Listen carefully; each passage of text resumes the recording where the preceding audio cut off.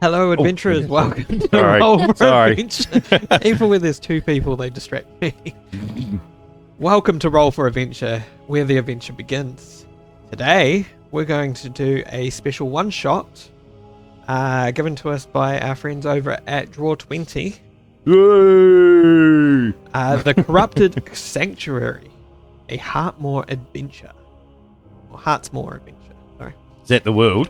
Yeah. Okay, cool. So, yeah. Obviously would like to thank our creators for the stuff that we'll be using in this session. Obviously, Draw20.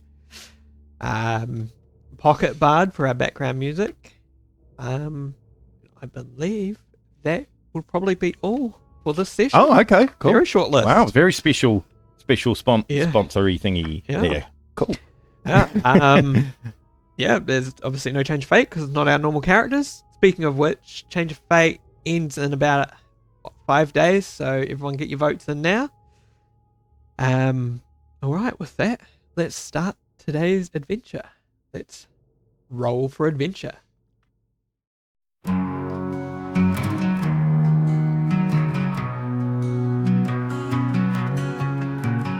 In a realm where shadows dance, beneath the moon's enchanting glance, heroes rise with swords in hand to brave the perils of the land. Roll for adventure, roll for the thrill. Across realms vast, their destinies fill. With each dice cast, a tale to fulfill. In dungeons deep, they test their skill. So let the dice roll and the stories unfold. In the realm of fantasy where legends are told. For in Roll for Adventure their spirits soar. The realms of wonder forevermore.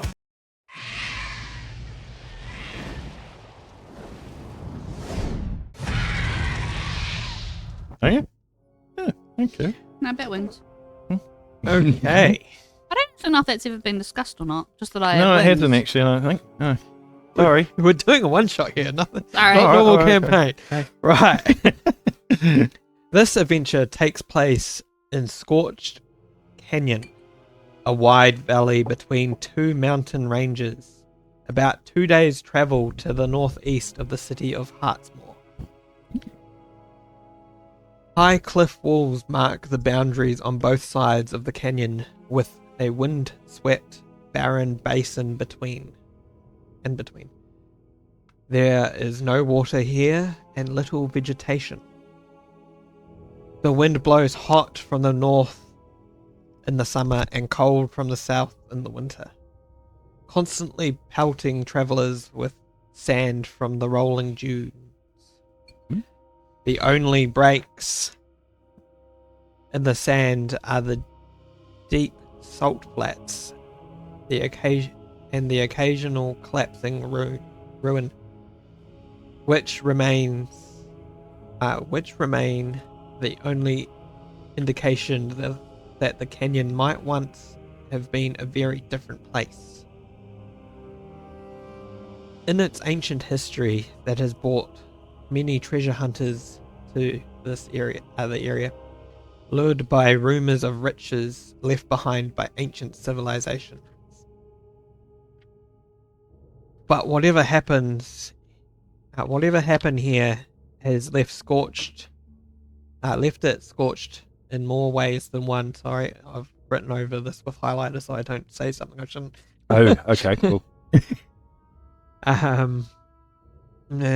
Scorched more ways than one. The ruins are full of dangers, traps left to stymie treasure hunters. Stymie, yeah. Stymie Yep. treasure hunters, as well as uncontrolled magical remnants of some ancient battle. The chambers and halls that lie beneath the desolate surface crawl with all manner of creatures, some of which have colonized the empty spaces, others which are called into life by terrible forces that destroyed this place to begin with. There are those who have returned from Scorched Canyon with precious artifacts, treasures that made their fortunes. but many times that number have met their end trying to survive this unforgiving wasteland.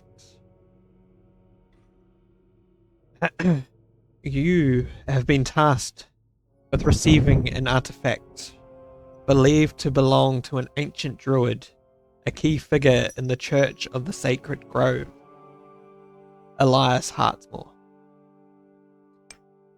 It belongs to a category of artifacts that the scholars are terming magic metamorphologies. Magic morphologies. Morphologically. Got an IES at the end. Morphologicius. Yeah, that works. Right. While still known only from the text, that word that I could keep struggling saying, are believed to be magic or magical effects transmuted into geometric shapes. There are those within the church who believe that they may be able to work in tandem to reveal some great knowledge or power of the ancient past.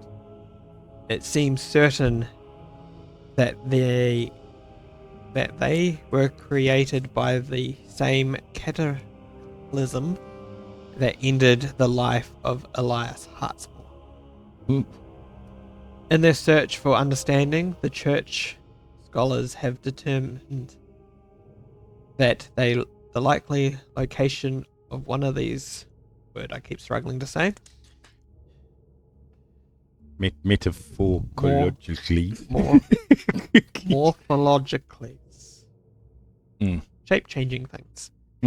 Shape changers. Yeah. While the... See, I can read the word in my head, but pronunciation... Well, that's how heads work normally. Yeah. While the contact who recruits the players, who recruited you himself at a church, okay, right. Sorry, that was reading too far ahead. Got it. That one. So we've been contracted to find something. In Like the desert wasteland. that pretty much. desert wasteland between two mountain ranges, chasmy thing with no water. By exactly who? A scholar at the church named Leonidas Spitz has found the location of Elias Hartmore retreat in a secret location near Scorched Canyon. Okay. He is putting a team together to go and recover it. Since he knows the danger, he feels one of the Grove's guards is required, as well as at least one outside specialist with specialized talents. Well, it's definitely not me. He will offer a reward of 250 gold. These two characters. I will need one of you to play the guard and one of you to play the specialist. What's the specialist specialize in? This one Roguey type thing. specifically to do with this deck here. Oh no. So which is the Valor and Villainy pack from Draw20, which has a paladin and a rogue. So who would like to play the rogue? Who would like to play the paladin? Your choice.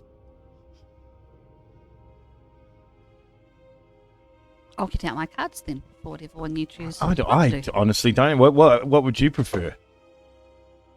I normally play rogues, so I'll go paladin. Okay, did cool. not And we'll expect that. see how much we'll fuck that up. Yeah, I was expecting you to go for the rogue, but I Yeah, thought, so well, was you I. never know because she's unpredictable. There is a Ooh. note attached to the back of that. Oh, it's a chickie. Keep the note quiet from Oi! each other, Oh, okay. Leave the tree. but the note is for your character. Surprise, surprise. Right. Oh, okay. Oh, right there. Cool. I believe both of you have spells, so if you need any spells looked up, let me know and I will. Oh, these guys? Yeah. Wow. She does too. Yeah. Yeah. Right, other information that you would probably know. This cave was possibly the site of a climactic battle in war between the druids and necromancers, possibly involving Elias Hartsmore, the writer of the church's holy book. Another bit of information. The other ancient battlefields from the war seem to have lingering magical dangers. And this one probably is probably no different. The artifact is likely to be in the deepest part of the cave, where the famous druid Elias Hartsmore is thought to have had a lush private retreat. The artifact is expected to glow a vibrant blue and will likely have taken an unusual geometric shape. Its magical properties are not fully understood, so approach it carefully. Okay. Just a quick... Yes, ask as many questions as you like. She's human? I believe so, yes. Yeah. Okay. Yes, whereas the paladin is a tiefling. A tiefling paladin. Wow. That's an interesting mix. I believe. Yeah. It's got horns, so either that or a goat. It's a goat. It's a goat. It won't be a very good paladin then, I'm sorry. Don't have high charisma goats. Any other questions that you'd like to know? And let's just read up her background here. Yep. You may Ooh, read. nice, like that. Nice wee sneak attack there.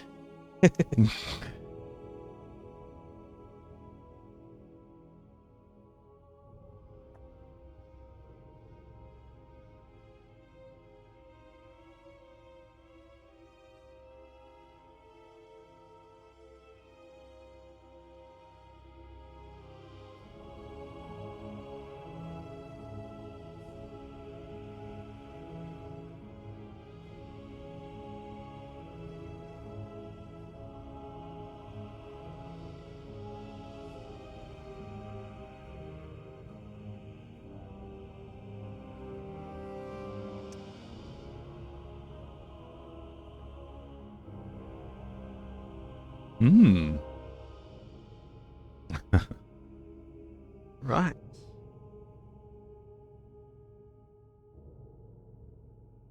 No other questions? Nope, this seems pretty straightforward, to be honest. Did you read your With an special interesting note? twist. Yep. Cool. Oh, sorry.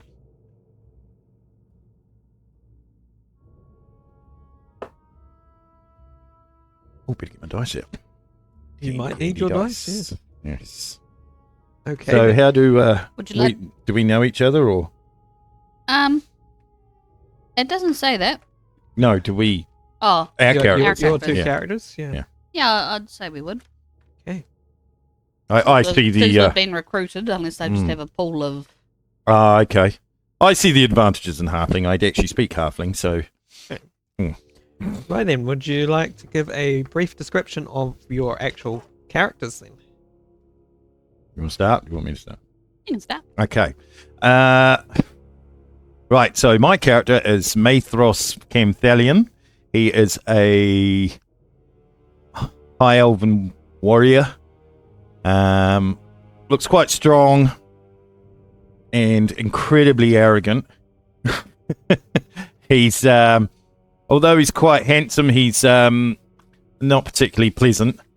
Nobody really likes him that much. But he does get the job done.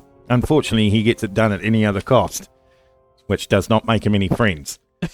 Okay, that's pretty much all you know about him. He's dressed in chainmail and carries a variety of bladed weapons and a shield with two javelins, which he holds in his shield hand, like a Roman legionnaire type. Awesome. Okay, pretty much that's it. And then do we the other one as well? If you want to give a brief description about what... Then there's Mella Whitlock. She is she's the specialist that's been hired. Obviously looks like a stealth type person, with her night black matte leathers on and cloak and hood. Very quiet by nature. Doesn't say much. That's pretty much all you get out of her. Cool. Tina, start with your character you created. Cool. So I am known as Lola Jenny.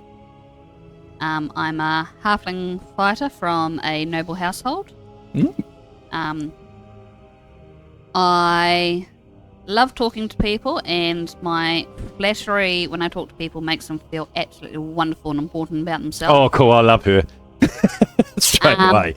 However, I'm a bit of a snob and refuse to stay in unsuitable accommodation. Fair enough. That's off me. No. And I carry a great axe, which is quite important to my family. Great, like a two-handed axe. Wow. Great axe, yep. Yeah. Okay, cool. Like that. And then the other character is Erin Thornheart, who is a paladin from the Oath of Ancients. Is a tiefling Oh, okay. Wow. with goat horns. By the look of Yeah. that. Yep. And is quite dedicated to their training. Wow. Don't like her. Believe that one's a him. Yep. Well then. Okay. Right. Let's get this adventure underway. You found a local guide to lead you to the western end of the Scorched Canyon, leaving you beside an imposing slab of sheer granite that rises hundreds of feet overhead. The cliff offers no shade or shelter. The hot wind pelts you with grit and sand as the sun beats down on you from a cloudless sky. Your guide told you that this was once a lush forest, the home to a community of druids, but everything was destroyed in a battle with an evil necromancer. Your guide considers this place cursed, and she fled the area almost as soon as you arrived. Oh, yeah, thanks, by the way. See ya. About 50 feet up the face of the cliff beside you is an almost perfect circle about 5 feet across, the entrance to the cave that contains the artifact you were sent to find. Is it artificial? Looks artificial. The 5 foot Yeah. circle. Okay. If there were any handholds or clear paths up this wall, they have long since been scoured clean by the notorious winds that blow through this valley. Right, So we've got to find our way up there. you do. Right. I have no idea what gear Mela has. But I will, if she doesn't already have one, lend her my grappling hook and rope. How high up was it? Sorry? It is 50 feet. Yeah, from the face. Okay. So we'll have to tie 2 ropes together. You got a 50-foot rope. Yeah, I'll allow one rope be fine. Okay, right.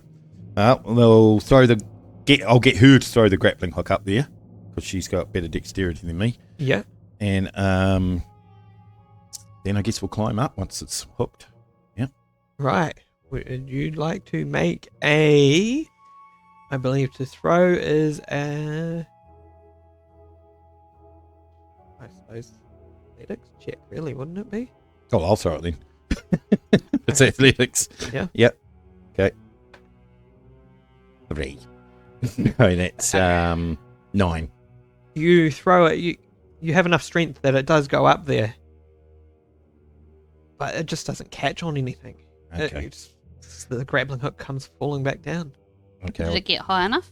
It got high enough and reached the landing, but couldn't grab anything up there. I'll give it one more go, and then I might have someone else have a go. Yep. I personally think I didn't do very well when I threw that. Mm-hmm. And one. Yep. This time you go throw, and the sun catches your eye, and you throw it, and it hits the cliff right in front of you, bounces back. All right, someone else have a go. Right. I'm gonna take it off him and do like swing it in like little circles before like throwing it up. Okay. Yep. There'd be very little circles, I bet, wouldn't they? 17. 17.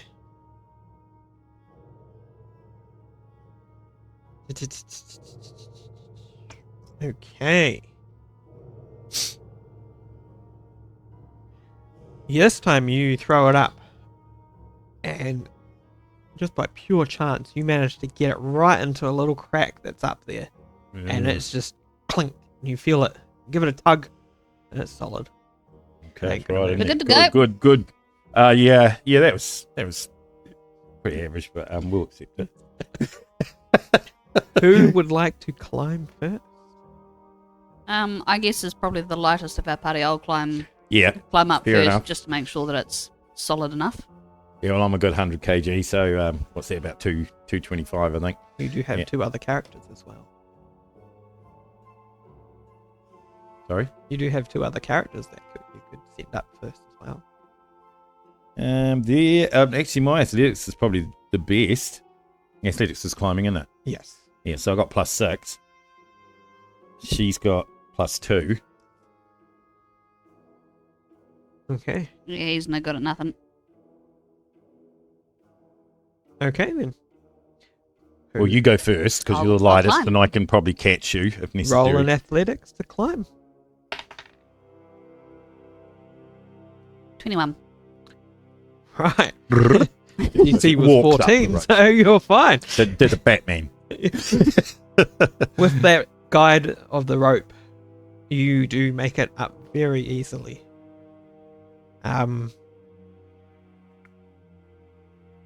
What do I see when I get at the top? You see What doth thou see? the narrow entrance to the cave leads.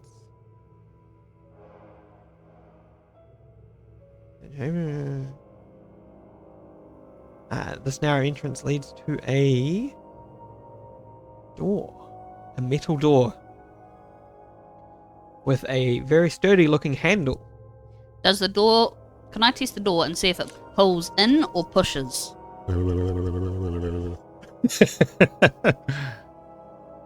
Okay, you. Well, there's no point frickin'... Oh, no, off you go. No, metagaming. No, that's all right. No, fine. It's all good. And it was fun. I'll see you see you in the next session that I'm playing. You are all dead.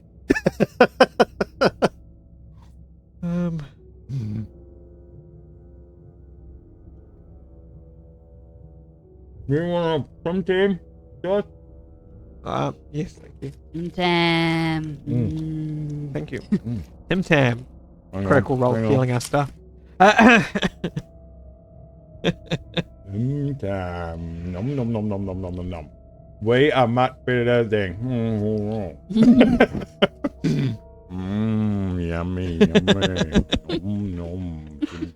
Nom nom nom nom nom.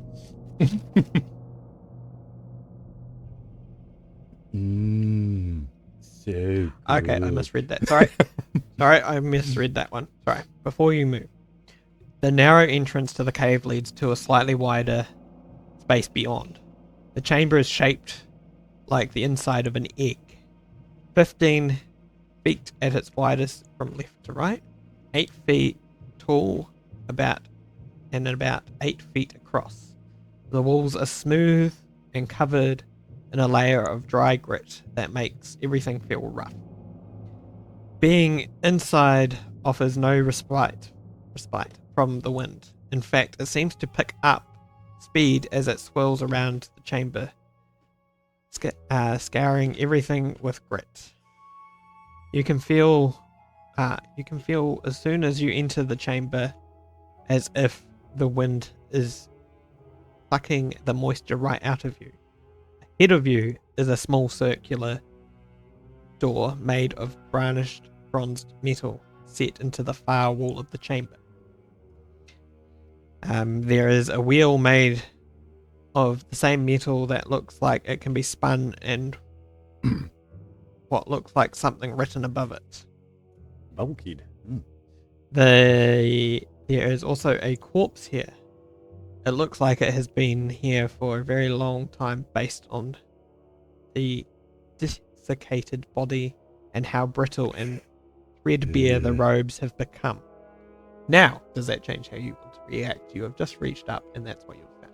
Okay. Can I read from where I'm standing what the writing says? Above the wheel? Does it look like Sankai could attach the grappling hook to and kind of uses a bit more of a solid anchor? I don't think we'd be able, the rope would be long enough to reach us on the ground. It'll be about 10 feet up. Yeah, so you'd have to grab a second rope. Mm. You can't read what it is from here. Okay. Right. I'm gonna keep a bit of a side eye on the dead dude.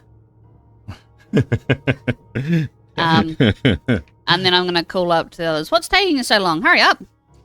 You were asked what's up there. I will take a deep, patient breath, as I always do in these situations, and start climbing. Okay.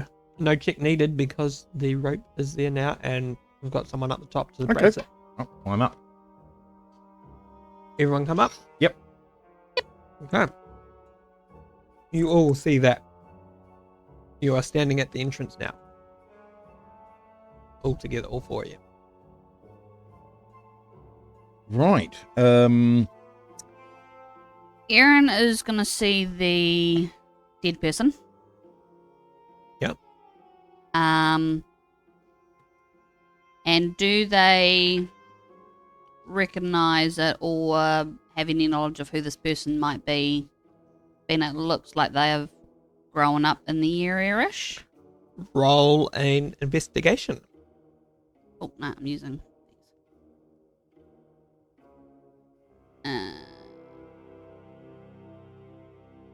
Who's that? investigation.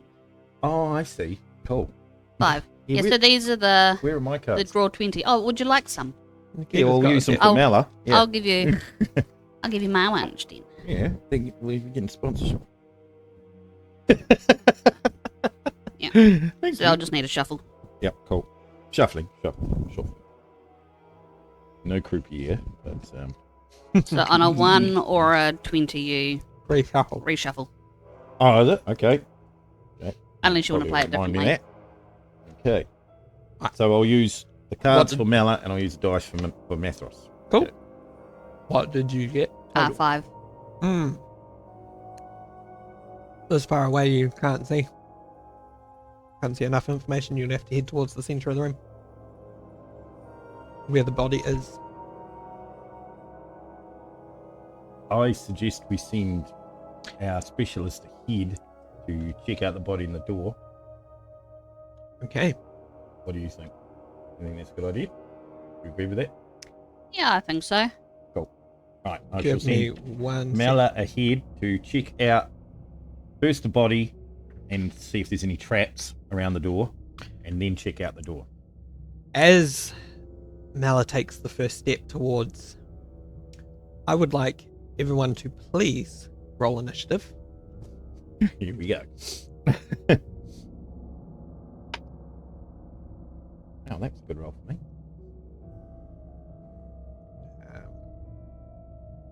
Right. Sorry, where do I find initiative on this Should be sheet? near the top. I can't see initiative. Negative. What's initiative on there? Saving throws. Proficiency bonus? Same as it. You can add your proficiency bonus. You can add your proficiency bonus. Okay. I don't. It doesn't Do you actually. add your proficiency bonus to your initiative? I thought you could. No. Was it Initiative is dex? just dexterity unless you've got something to add it to your... Okay, then just add your dex. Just like your damage, yeah. Just add your dex, sorry. The one in the brackets. Yes. The Okay. plus. I think some subclasses get it. Stuff like that, That's but- right, yeah. Yeah, so just add your dex. Right. Who? Oh, okay. Right. So Mela got a total of 19. Methros got 3. So Lola got 16. And Erin got 14. What was your first one, sorry? 16. No, character. Lola, me. Cool. Right, so Mela will be first, followed by Lola, Erin, then Mathos. Ah, crud. You D. What did I Killed say? by a pling of the string. Mela and Lola. Pretty lethal trap. Takes your head straight off, like in, Indiana Jones. Breath of wind. Shh. Right. Oh no, see the next guy.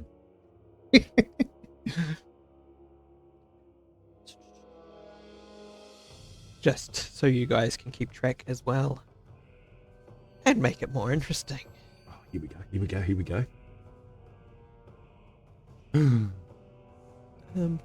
Oh, my camera's too low. Is that your standy up camera? Yeah, it needs to be. What's oh, yeah, sorry, I need to. All good. I'm going to put that down. Later. Right. If you're trying to tempt me to eat them all, they will disappear. I know. Oh man, you're a crunch. You're like, Spicy? "Ooh, look at them." Right. Like, yeah. Who? Oh, it was Mela that was going in, wasn't it? Mela. Oh, that's perfect that she's first then anyway. So as Mela enters, the wind starts picking up. And as I said, she starts feeling the dry throatness as well and feeling quite parched as that wind is starting to belt her. Yeah. Right, she heads in. You wanted her to check the body. Can I get an investigation check from her, please? Yep. Oh, sorry. No, gotta do the... Hey, that is a total of 16. Awesome.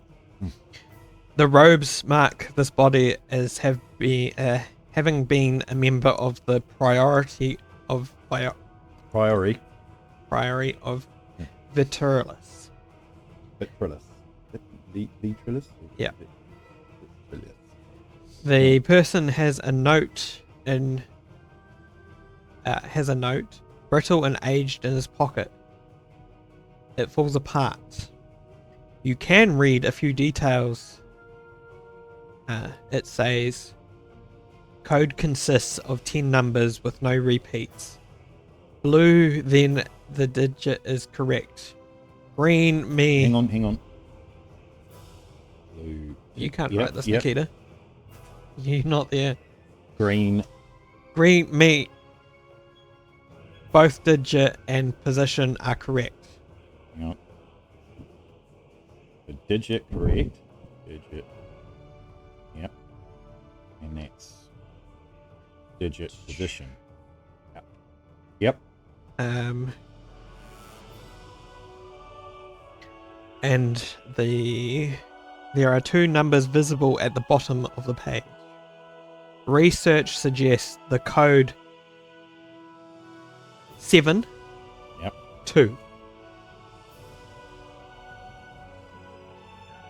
And that's it. That is it. Okay. Right. Mela will quickly explain the situation. Yep. And say, this note says that the door's protected by a what's it called?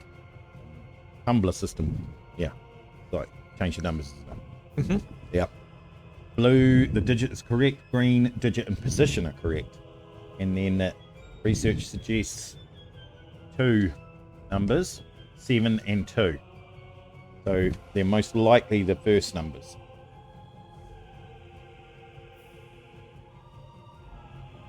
The body is moving.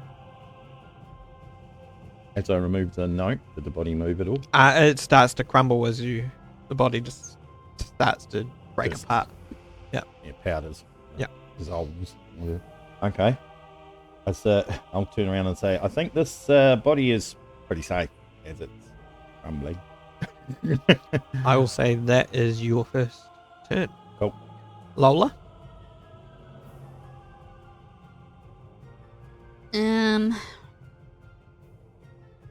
Seeing as nothing happened, I'm going to approach to where Mala, was it? Mela. Was standing. No, actually, I'm going to head towards where the wheel was and see, can I see anything that might look like numbers or colours or anything on the wheel, or the inscription? Is there any numbers, colours, Okay. wheels? Right, please go over to the door then. The wheel. The wheel, yep. Yeah. Which has the wheel on it. Yeah. So roll an investigation.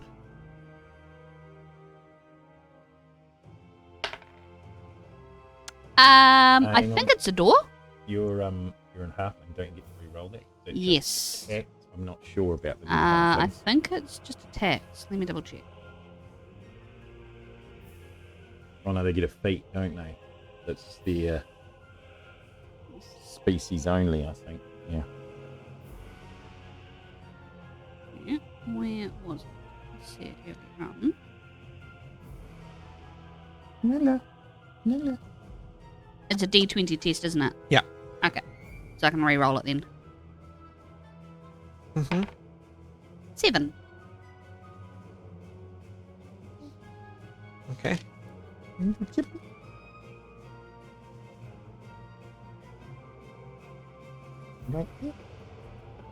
7. Awesome. Sweet. Thank you. Right. It is the door itself is circular, made of brownish tan metal. It is above a metallic wheel that can be spun. You see 5 squares that look like they can change. To the left of the wheel are a cluster of 5 small blue sapphires. To the right of the wheel are a cluster of 5 small rubies, all of which are currently glowing. So the rubies are glowing. Okay. And obviously you have guessed that is numbers, so these are the numbers. When you get them right, I will flip them over.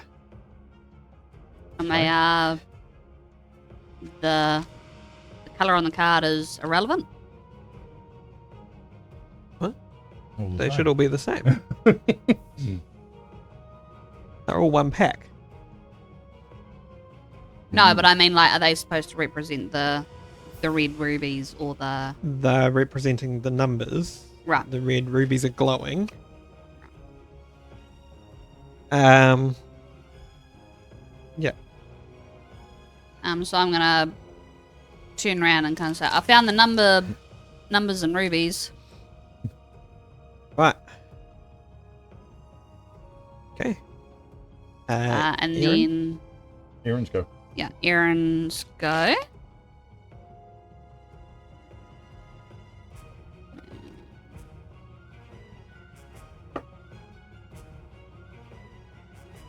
Sorry, I'm just looking up. Like real one. Just Little looking up bubbles in them spells. Those are quite nice chips, those.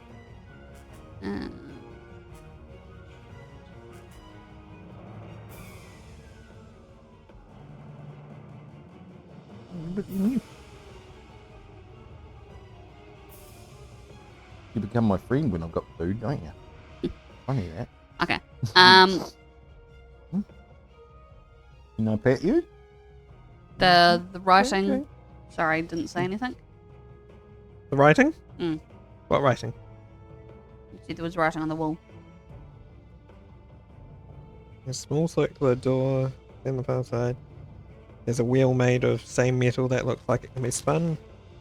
Looks like something written above it. Your...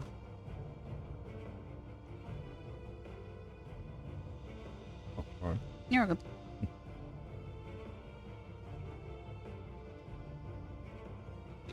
Doesn't say anything about the writing itself. Okay, cool.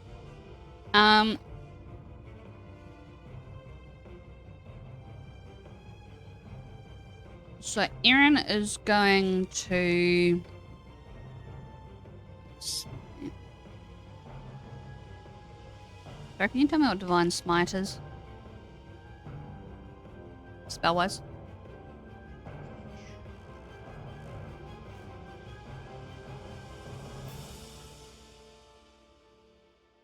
If my phone reacts, yeah. Melo's got mage hand, so might get her to turn the things with mage hand. With hand cut. And grab some water. Yep.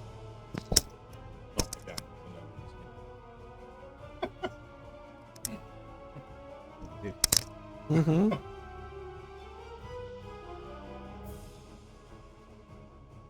Divine Smite. Now the target takes an extra 2d8 radiant damage from an attack. That damage increases by 1d8 if it is a fiend or an undead. Okay, that's good. Then that's not going to help. Right, so Aaron is going to walk over and study the code. Okay, roll an investigation. Or perception. Your choice.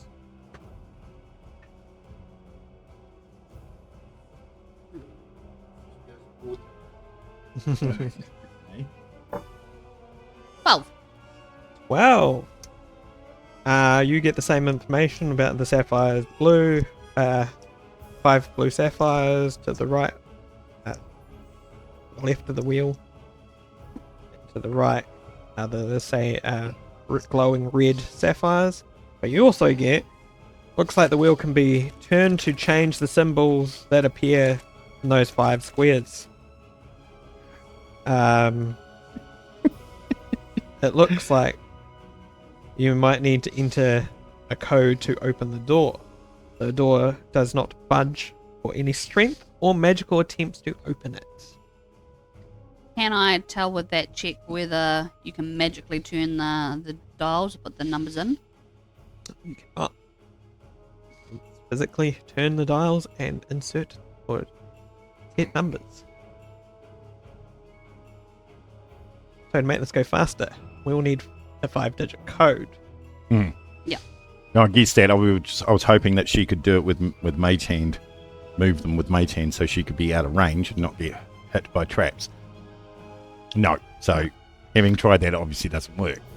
So one code entered will be a round. Okay. So between the 4 ears, or 2 of you players, you'll need to discuss what code you want to put, and I will tell you whether the rubies glow green. Just a quick question. Is there any obvious holes or anything that we can see around where darts are going to come flying out? There is not. Completely small surface. Smooth surface. Okay, so I'm guessing that we're going to get zapped or fried or something like that. Only one way to find out. Okay. When we do it, we'll put Mathros in the front with his shield. Anybody else have a shield?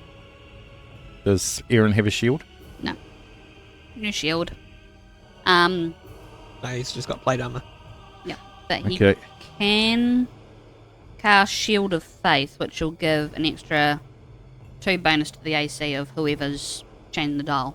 Is it a cantrip or is it a It's a bonus action.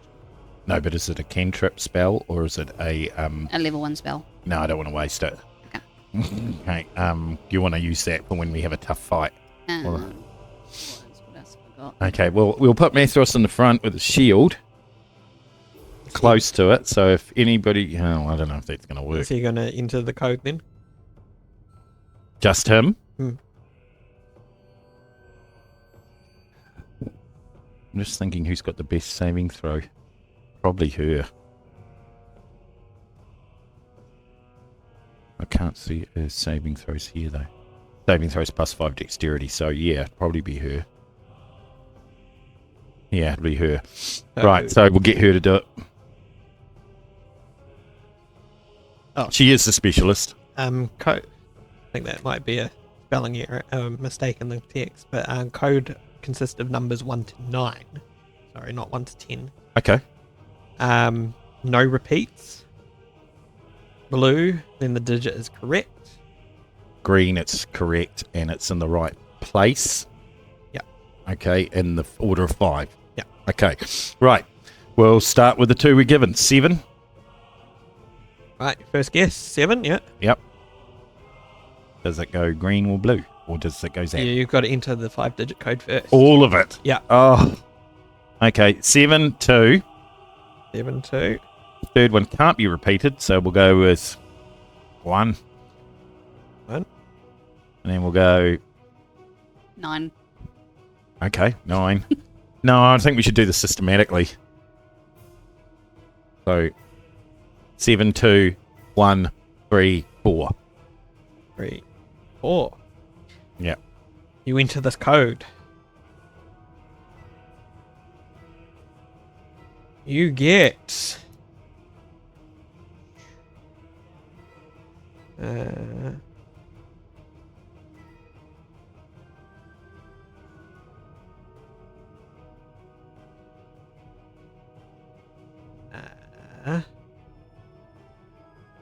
Four blue rubies light up. 1 red ruby remains. So one of those numbers is wrong, and all of them are in the wrong place. Right. Does anything else happen? No, but you get a new round. Another round. And they're the red rubies? Nope. How many red rubies was there, sorry? 5. There's 1. 1 red ruby. 1 red remain. So out of those numbers there, see? Yep. One's red, one's wrong. Yep. The other 4 of the others are right, just not in the right place. Okay, well, do we change the 4 to a 5? Yep, try that. So next we'll do... So that's... 7, 2, 1, 3, 5. Yep. Sorry, what? 7, 2, 1, 3, 5. 5. You enter this code.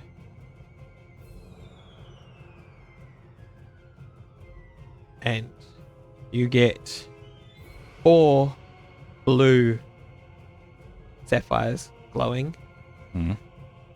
1 red. So it's still the 5 that's wrong, I'm guessing. Oh no, we're going to get to 0 and we're going to get zapped. Oh, this is how many turns we get before we get zapped. Tries we get. Okay, so we'll go 7, 2, 1, 3, 6. So we know that 7, 2, 1, 3 is correct, just in the wrong order. Yeah. So do we change the order of those? No, don't change the order. We want to make sure when like two's a conspiracy, 3's. I mean, 2's a chance. Once chance, twice coincidence, 3 times conspiracy. So in other words, you've got to do it 3 times before you're sure. Okay. So I reckon 7, 2, 1, 3, 6. Right, this time you get 4 blue and 1 red. So it's the same as last time. So it's a conspiracy now? yeah, I reckon you can change the other ones around now. So I reckon you can go what? 2, 7, 1, 3. Well, what about 1, 2? No. That's got to be wrong.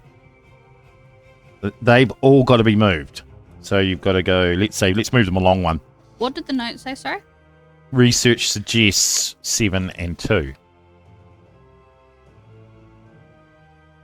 That means... Okay, so do we keep 7 and 2 the same and swap 1 and 3 around? No, we'd have to swap all of them because all of them are in the wrong position. So move them all along one. And that swaps all of them. So we go 2, 1, 3, 7. 2, 1, 3, 7. And then we try 8. Yeah. You enter this code? Yeah. 2, 1, 3, 7, 8. Okay. This time you get...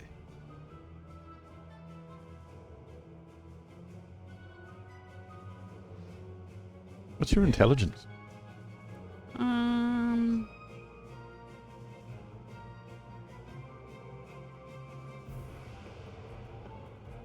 I'm not very clever. So about 10-ish. So 10 on both. Okay, that's cool. With Well, 0 I've got plus, so 12 and 14. Right, you enter this code. Blue sapphires light up. There are 2 this time. Ooh. Green sapphires light up, locking in the positions of 1. Okay. So it's definitely something 1. 7. We're definitely... And you get 1 red sapphire. So 8's still wrong. It must be 9. It has to be 9. so it'd be So it's 3, 1, well, it's something 2, 1 7, 9. here. 7. Because we've just 9. swapped the. Well, it might 9 might not necessarily be in the right place, but 9 is definitely the last number. Has to be. But if we swap the 2 and the 3 around, the 2 and the 3 haven't been in that order before. No. Yeah. So 3, 1, 2, 7, 9. Yeah, that sounds good. Yeah. You lock that in? Yeah. Right. Before. Well, we're going to get zapped, I think. But there's nothing we can do about it. Mala's doing us. She's got the best saving throw, so that's all I can. Okay. That's all we can do. If we had cantrips for shielding, that would be great. But I think this thing is not. Whatever it hits us is not gonna. Is just going to be an area effect or something. So we're going to be stuffed no matter what. Yeah, I don't have anything that could help. So yeah, the only thing I have is the blade turn, which is you got to use against weapons. You can't use it against a magical effect. Ready. You enter this number. You get over to the left where the blue sapphires are. 2 glowing blue sapphires. And now 3 glowing green sapphires as you have correctly placed. Oh, cool. Maybe that won't turn the one over. However, Uh-oh. as you lock this one in, can I get a Constitution saving throw from all 4 of you, please? So I think it's got to be... I think I know what the code is now. My one doesn't have a. Sorry, Aaron doesn't have a Constitution saving throw number. Then you have to Is just it just use 0? your con. Then it'll be 0. Yeah, it'll just be your con stat. Yeah, your con stat. 14. No. Bonus. Ah. 2. Then So Mela's got nothing. we roll for that as well. And I've got 4. Yeah, you've got to roll. Yeah. Yeah, it's con save. I'll do Mela's with a card. 13. 13. Lola. Lola is 6. Aaron. Aaron is 16. And Mathros. Mathros. 10. Right. So, those who got above 13.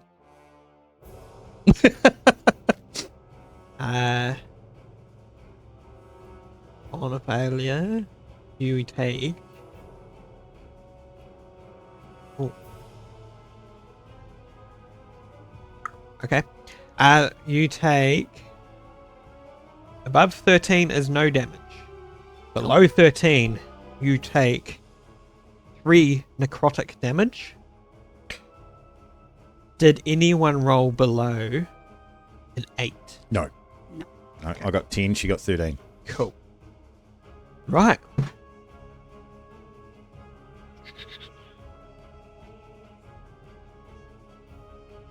Right, so I took 3 necrotic. Yeah. And they're at 25.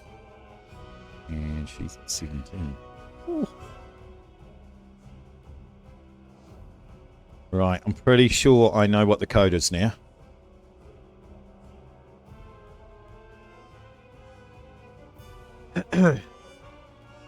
Right. Are you ready to enter the next code? Yep. 91273. You get, this time, 5 green.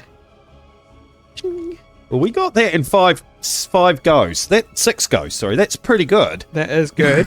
Would have been harder if you didn't know the 2 and the... Oh, yeah. It would have taken way and longer. then if yeah. you didn't figure out, the spots as well. Oh, that was good. Yeah. That was good. That was a lot quicker than I expected. Good job. See, I knew there was a 9 somewhere. Gee. Thanks, Nicky. You know what's funny is she said 9 first. Yeah, and you that was did in it. the Yeah, you first did. spot. Yeah, you did actually. There's Yeah. always a 9 in these codes. Oh, Oh man, that's incredible reasoning there. good job. Right. As... Is it always that code? So it's that No, code. it's shuffled. I literally had the 9 numbers and just random them. The only ones that were confirmed were the 2 and 7 that had to be in there because you rolled high enough to actually do that. That was cool. Yeah, that's pretty good. Yeah. I like that. Do you want these cards back now, or I will take all those back now. they're good? I like the artistry. It's Mm. very well done. Yes, Lance got a friend of his to do the artistry on this one. Good job, Lance's friend and Lance. Thank you. Right. Solving the puzzle. Once all 5 are incorrect. You see that there's another door. No fighting, just doors. Right. You hear a hiss as the door opens, and moist air comes. Doesn't really piss out, does it? Because the dry air will be pushing in. Well, you definitely feel it though. Yes. Like, yeah, if it was like walking into QE2 or something. Revealing a damp, mossy tunnel in front of you. Mm.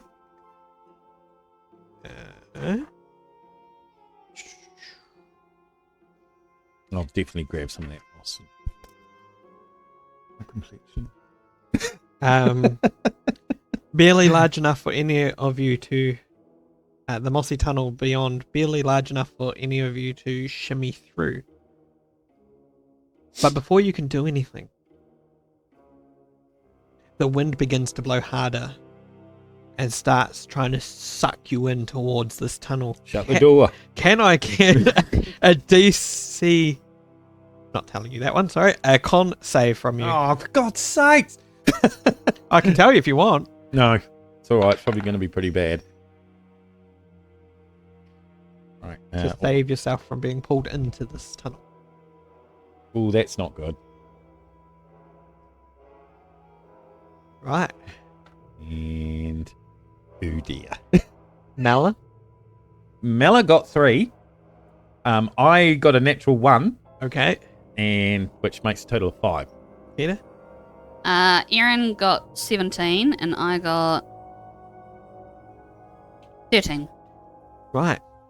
As you all try to save yourselves from being sucked in, you failed and get sucked into this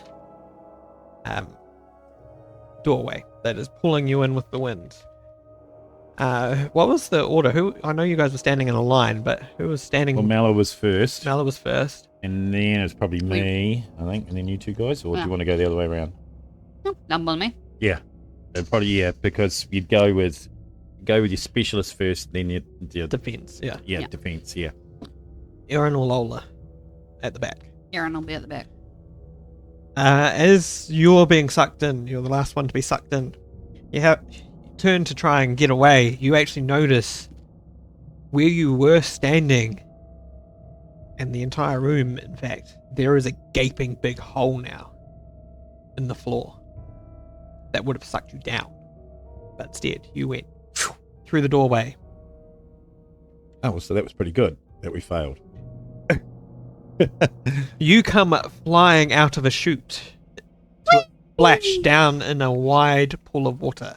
Oh, no, I'm here. About ankle deep. Oh, okay. You have very long hair, do you? Yeah, I do actually. Beautiful long hair. Whole black. Which I constantly brush. It's interesting because he's got actually -1 charisma because he's such an asshole. As you rise back to your feet, you see that you are in a narrow alcove at the edge of what looks like a wide, spacious cavern. The pool you are standing in might have been once a basin of a large, decorative fountain. The broad oval of this pool is about 25 feet from the spout, to the far end, and 20 feet wide at its widest point. Overly shaped. It may have once flowed with water, but it is now choked with vines, roots, and masses of vegetation. The water thick, green, and sour smelling. God, I didn't get that in my hair. Beyond the edge of the pool, a faint, most sickly yellow light shines down from the rock ceiling above.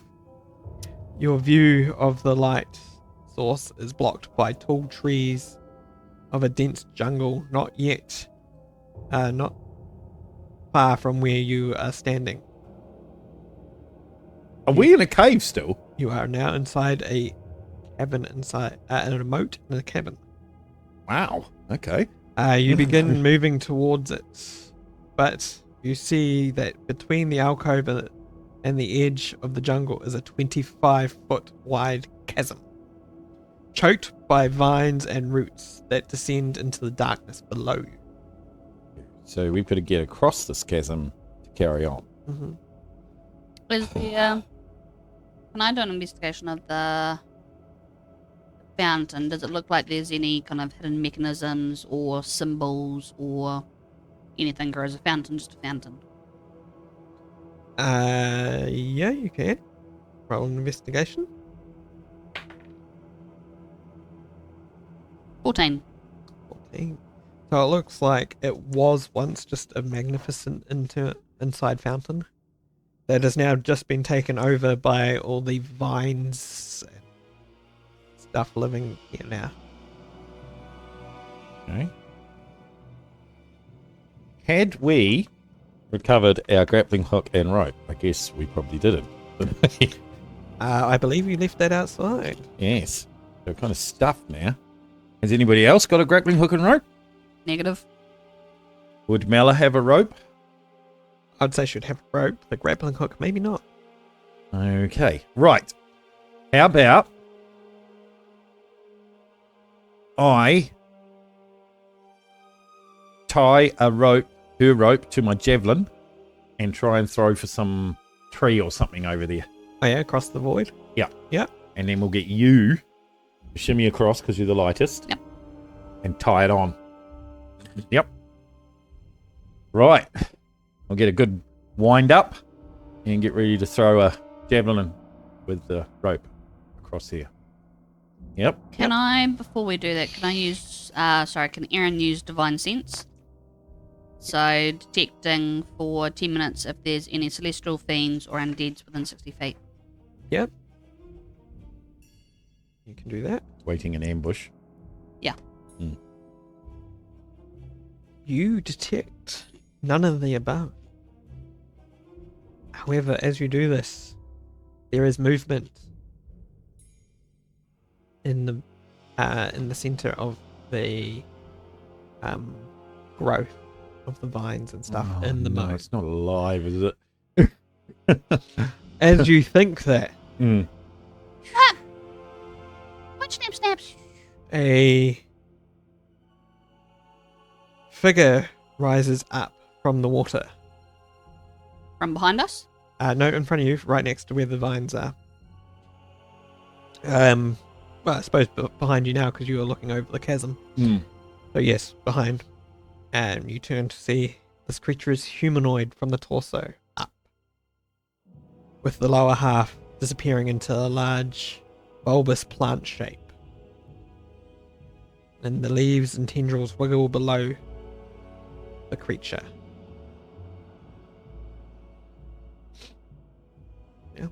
Does it look like it's going to means attack its us? harm or anything? As you pause for a brief second, it goes, "It's not safe here. Please, let me help you get you to safety." How do you react?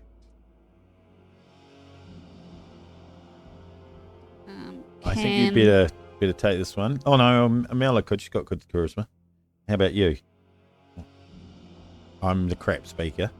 I want to talk to it if I don't have to. What would you use to get along with someone? Persuasion? Persuasion, I guess. What's your persuasion? 3 for both. Yeah, I got 3 as well. Why don't you let our lovely Paladin do it? If it's bold, does that mean that it's advantage? It's what? Some of them are bold on there. Does that mean advantage? It means they would be the ones that have they have set as one of the skills. Yeah, it's Okay, what do right. they call it? Proficiency. Proficiency, yeah. Yeah. Proficient in. Can you remind me what they said? It's not safe, let me help you. It's not safe here. Please, let me help you. You get to safety. Aaron's going to speak back to the Thingy. figure? Yeah. Like, is it a solid figure, or is it Yeah, like a it's go human. through spectral? A human, it just disappears into the vines and stuff. Plant life, vegetation. You can't see its sticks. Okay, Aaron's going to go, hail there, friend. I'm Aaron. Who do I speak to?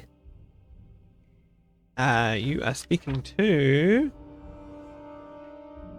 Give it a name. Trev. Trev's the half plant.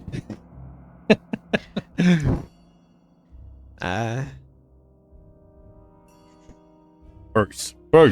It's Australian. It's half eucalyptus. You're speaking to Severus. He's half something. What do you mean it's not safe here? Is there dangers in the vines? Oh, there's many creatures that will try to persuade you and try to take you and kill you. You know, Does that include yourself? there are creatures that will try to do you harm. Oh no. Who was talking to him? Aaron. Aaron. Please. Does a 11 hit your AC? No, it misses. Right. You dodge out of the way as a vine comes shooting towards you. Missing you just. Can I please get initiative from all of you?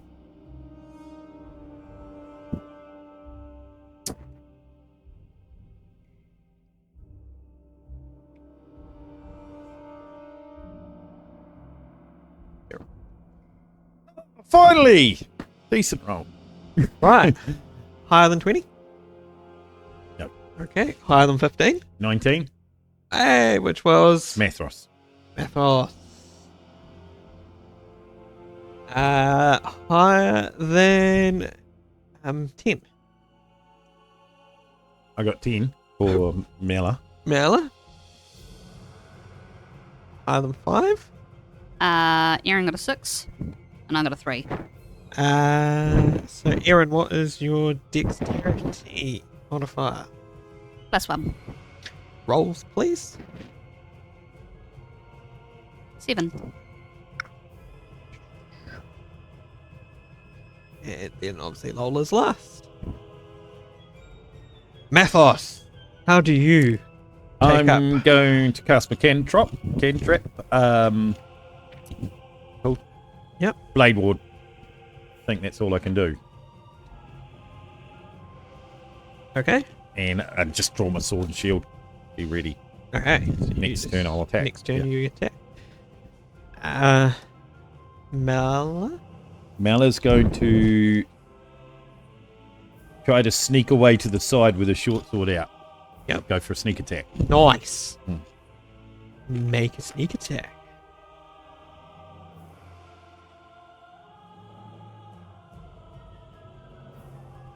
Do I need to roll, let's say, stealth, I suppose? You're acting an initiative before it, so plus its focus was on Aaron. Aaron. So, Okay. Yeah, well, she'll do that then. Yep. Circle around. cool. Sounds good to me. Make an attack. You can make an attack. She can. Yeah. Oh, cool. Yep, definitely then. What's her... Sorry. Ooh, good. Oh, sorry. Yep. Oh, even better. 22. That Nice. hits. Mm. And is that a sneak attack? It is. Ooh, it'll be good. So I get 1 from her short sword, Mm-hmm. which is total of 5. Yep.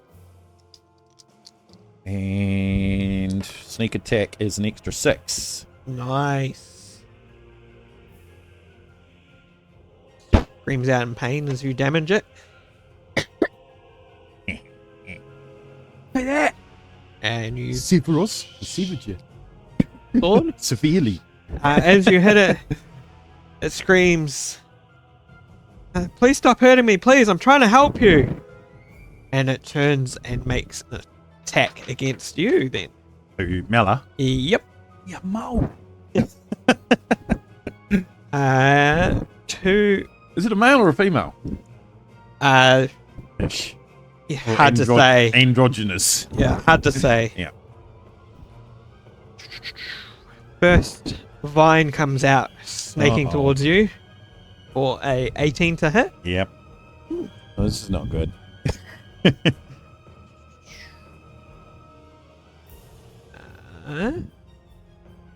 Does Oh, shit, you know what I've died. 3 slashing damage. 3. Yeah, and can I get a dex? No, strength save. Oh, God. Okay. You got +1 strength. That give her +1 to her strength save? Mm-hmm. Okay. Oh, sorry. Keep forgetting to use a card. That's weird. 9. 9. Right. You are now restrained by the creature. Oh, no. So its second attack instead is going to try and pull you in and restrain you right next to its body for now. Okay. That's good. So that will take its second turn. Okay. I know I could have stopped all that. Cunning action, I could have disengaged. Right. I'm not used to playing rogues. Yeah. Aaron, you up? Yeah, I am going to raise my hand and cast the cantrip Sacred Flame. Yep. The target must succeed on a dex save. Okay. So, which is pretty abysmal. Where is the? Did you roll? No, you don't need to roll. Oh. it's a That's dex just save. a spell. He's got to It roll. goes under the spell stuff. Yep. Wherever spells are. Oh, save. Must do 13 failed. DC 13 or take 1d8 damage. It takes 2 radiant damage. 2. Awesome. I'm happy with that. Into like photosynthesis. Get bigger. Spellcasting is a cantrip, it's an action. Cramp. No. Yeah, kind of. I got a little bit of sciatic down the back of my leg, just in the middle of my hamstring. It's not pleasant sometimes, eh? And then it's going to be Lola's turn. Yeah, you're not going to move, yeah. Nah, Aaron's going to stay where he is. I presume you're in melee range to attack. Yeah. Okay. Yeah. And then Lola is going to grab her great axe, and with a giant hollow, she's going to run up and try and slice. Brain. Oh.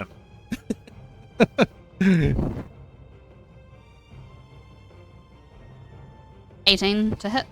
18 hits. Oh, I don't think I've used a d12 before. 10 damage. 10 damage. Ooh.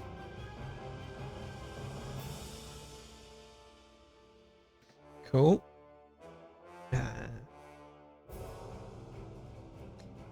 And if I... Hang on, let me just read this, sorry. Nah, that's only if there's a second creature. Okay, all good. Cool. Bathos, you're up. I am going to race forward and try and free Mela. Okay. Making a strength check to pull the vine off. Yep. Oh, yeah. Okay, 22. Sorry, 20. Because it's a strength check, not a strength save. Yep. Yeah. Yeah, that manages to break the vine free. Yeah. And Mela is now free. Yeah, and I will stand in front of her. Okay. Yeah. Cool. That's your turn. Mm-hmm. That makes Mela's turn. And Mela will try for another sneak attack. Some kind. You're next to an ally, so I believe that Yep. gives you the thing. Okay. Yeah, no. This time I'm going to cunning action disengage. Yep. Yeah. Which is a bonus action. So. Okay. Cool. Oh, that's right. God. Ooh, not that great. What is her attack? Sorry. 11? 11 misses. Damn. Okay, and then she will disengage and pull back behind Mathros. Okay. Cool. That makes it the vine creature's turn. Hmm? It is going to first target Lola. Oh, that's interesting. Oh, because it's attacking whoever hurts it. Yeah. Ah. As it does, it will scream out, please, I don't want to hurt you. Jeez, this sounds a lot like Hayden. Does a 12 hit? A 12 misses. A second vine comes out. Same target. For the same roll. Misses. Aaron, you're up. Can Aaron tell from what the vine person thing is saying? Does it seem genuine that it doesn't want to hurt us and it's been forced to? Ooh, you can roll a insight, I believe. Yeah, that's an insight, I'd say. No, he's too distracted by the vines. Okay. A little bit. Yeah. It's really trying to kill us! Yeah. She rolled. She got a 1. Oh. Yeah. Yeah, you really don't know what its intentions are. You don't even think this thing has intentions. Okay. Intentions are what now? Cool. In that case, Aaron's going to cast Sacred Flame again on. Cool. It's a DC 13 saving throw. Cool. Fail. Is it D12? Yeah. Ah, I thought it was D8. You rolled D8 last time? Sorry, am I going nuts? No, you're alright. Yeah, no, 12 It was is for the your, D8. for your 12 battle is axe, for yeah. the X. Yep. Yeah, I just got a little bit excited there. sorry. 3 damage. 3 damage. And so they're pretty good sacred flame now, huh? And that was Aaron. Cool. So that was my cantrip, Yep, which is your action. which is an action. So as a bonus action, I'm going to cast Ensnare Strike. I'd say you can't use your bonus because you decided to try to insight Okay, yep, fair enough. and failed dramatically. So Lola's going to get pissed off that the vine's trying to turn it into a vine. Yep. And I'm going to swing with my great axe again, shouting, "Don't touch me with your filthy plantness." Plantness. Ew, your plantness. Okay. I say. 21 to hit. That hits. Oops.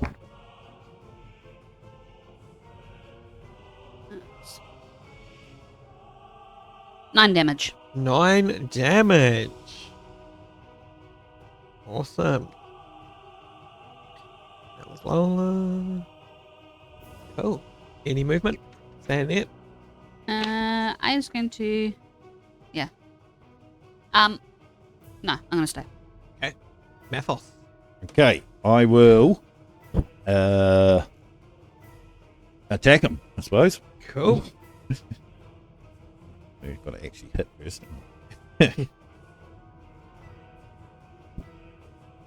And hang on, sorry. Just checking something. I will use a precision attack. Yep. I've got it. Hang on. No, that's if I miss. Sorry. Yep. Okay. Yes, I will use precision attack. Okay. So that's a total of, was it 9? And precision attack gets me. When you miss with an attack roll, you can spend one's superiority dice, add that dice to the roll. If you miss. Yep. So what's your total so far? 9.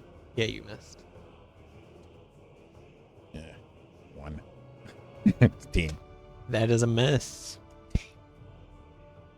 Add the. Hang on, just one more thing. Yeah. No, that's it. Cool. One of those gone. Okay. Any movement from Mathos?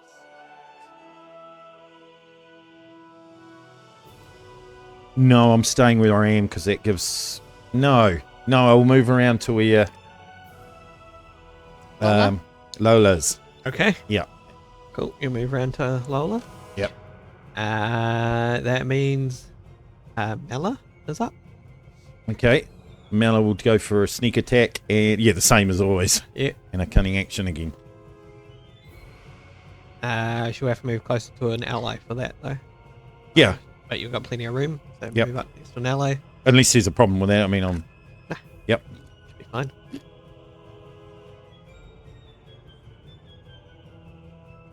So this is humanoid? Looks humanoid. With Yeah. plant-based stuff. Just thinking about casting sleep on it. Don't know if it will work. It might be a waste of an action. Mm. Okay. Yeah, alright, attack, sneak attack or whatever. What am I doing? It's a good roll too. Oh, that's a better one. 23? That hits. Right. Sword damage is 7. 7, yeah. And sneak attack damage is another 8. Awesome. Dang. And then I will retreat behind Mathros again. Cool. Means it is the creature's turn. Who will say, "I know what you seek. I can take you there." As 2 vines screech out from it. First one going straight for Mela. It's probably actually going to pick us up and we go, no! I'll kill you! Does a 22 hit Mela? You'd say so. You take a total of 5 slashing damage, and I need a strength save, please, Mela. Your Mala. Oh, Mela, sorry. Yeah. Yeah, okay. Oh, Jesus, man, this is getting bad. You got Mela! Mm-hmm. You did the most damage. No, but she's behind Methros. Yep. Oh, okay. All right, and strength save. Okay, so that's +1. Sorry, card again. 15? 15. You are not restrained by it. I'm taking punching. She's in trouble, man. Second vine goes screeching towards Lola for a 24 to hit. Ow. That hit. That hits. Well, can't I give you any more chippies? I'm getting into trouble 4 with your money. slashing damage. And can I get a strength save from you? Toby, no. Yeah. No.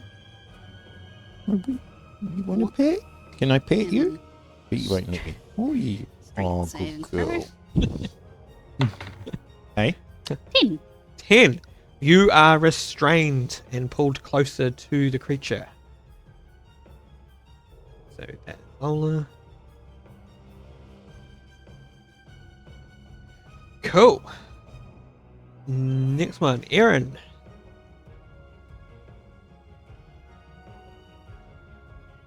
Aaron is going to try and deceive the plant person thing and say, if you let all our friends go and stop attacking us, we'll let you help us. Hmm. Okay. You buy me a beer. I'll let you touch my abs. So that's roll. Yeah. Persuasion Wouldn't be deception. or deception.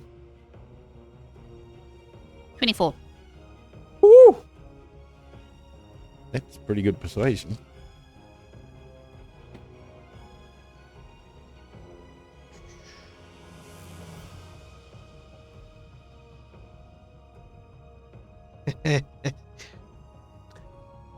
Your persuasion seems to have no effect on it. Okay, so it's a mindless dum-dum. Right. I rolled a 4 though, but I read its stats block and I was like, ah. That's immune to those things. Yeah, okay. Okay. In that case, I'm going to do...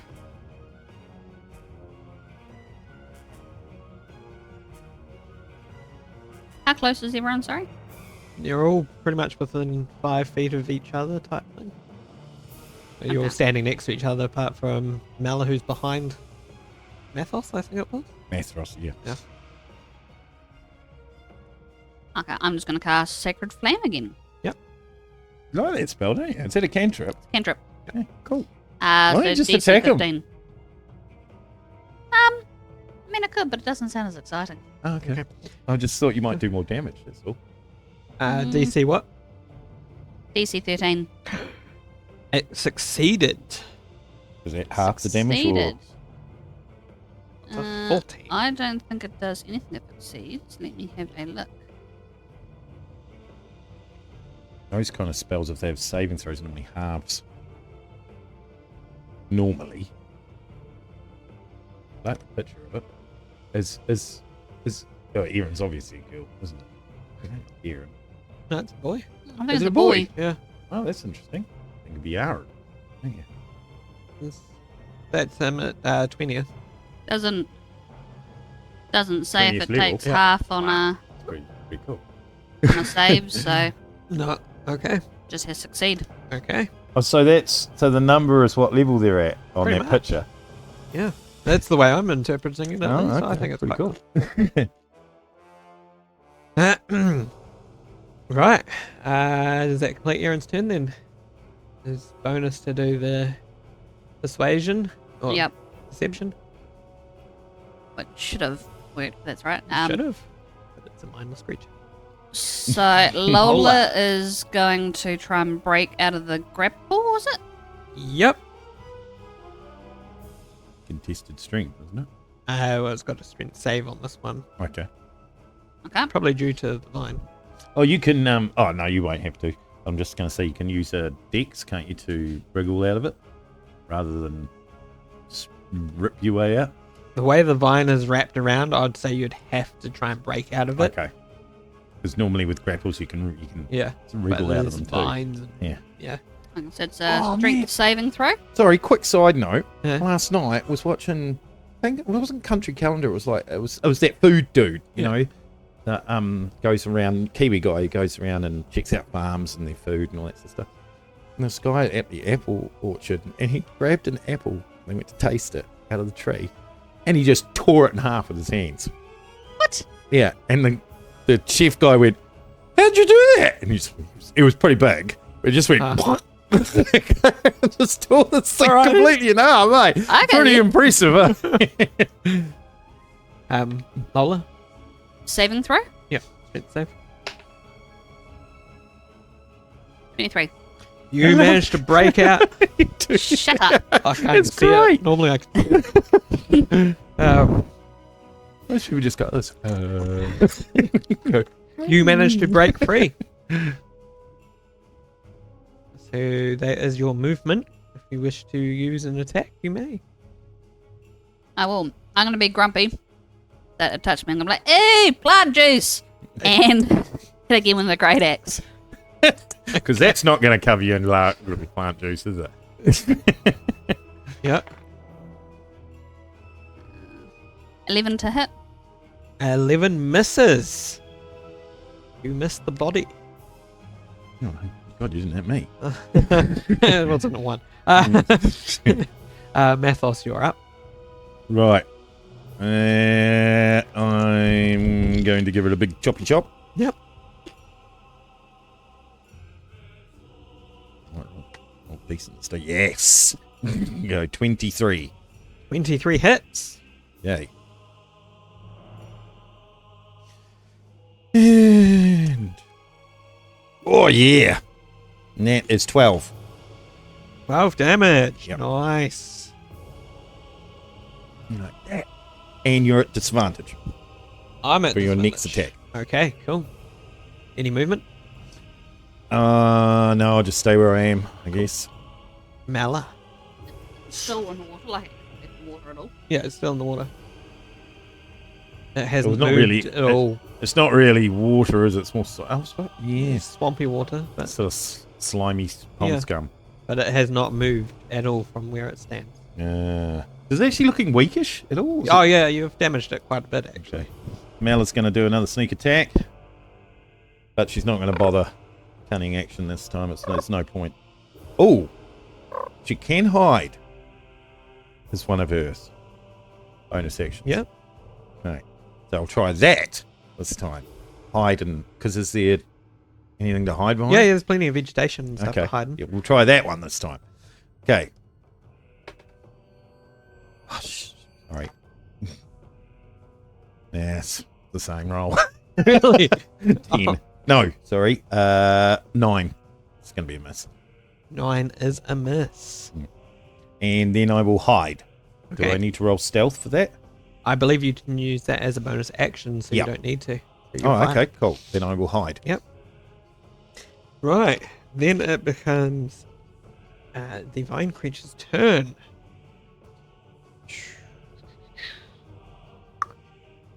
Who has disadvantage? I think we've got a bowed card here because it keeps floating off. Do you want to get the straight level out? I believe that's the deck Nikita's actually playing with for her actual no. character. Oh. Yep. Oh, and the main The main campaign. campaign, yeah. Oh. It's a rogue deck, so she's using it for a rogue. Ah, cool. So I'm using for my main character. Look, I'm sorry. Who is it? Lance. Lance. I love you. Actually, really like your cards. They're really cool. I just like dice. There's something about See, dice. I'm so, doing it for yeah. anything like initiative rolls or skill checks. I'm using the cards. Yeah. Whereas any hitting Attacks. I'm using my dice. Ah, okay. Yeah, I probably could do that, but it's like printed characters. I have to have printed characters. I just don't like them digital. I like looking at them on the computer when I'm designing them and stuff. That's great. But I want them in front of me and just go, there we go. Instead of doing this. If I had a screen this big, fine. As Surely you can see the numbers on the cards better than you can see the dice, though. Yeah. Yeah. No, I can. You're right. Yeah. Because they're bigger. But that, it's not the point. It's the whole. It's just something. There's a tangibleness. you can A tactile shuffle the thing. deck every time, every roll, and you've got the exact same. No, I'm not. statistics. That's not what it is. No, I know. It's the excitement. It's the gambling side It's of a it. tactile thing, actually, more than anything. It's the feel of something heavy in your hand and moving it. As the vine creature goes towards you, Mathos, Mm-hmm. 2 vines coming out at once.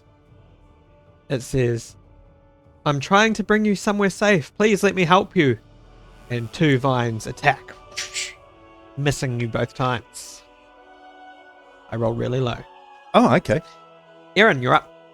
Well, yeah, because you would have been at Disadvantage for 1 attack. The second attack was I rolled a 2. Yeah, and you would have hit to minus 1d4 off it too.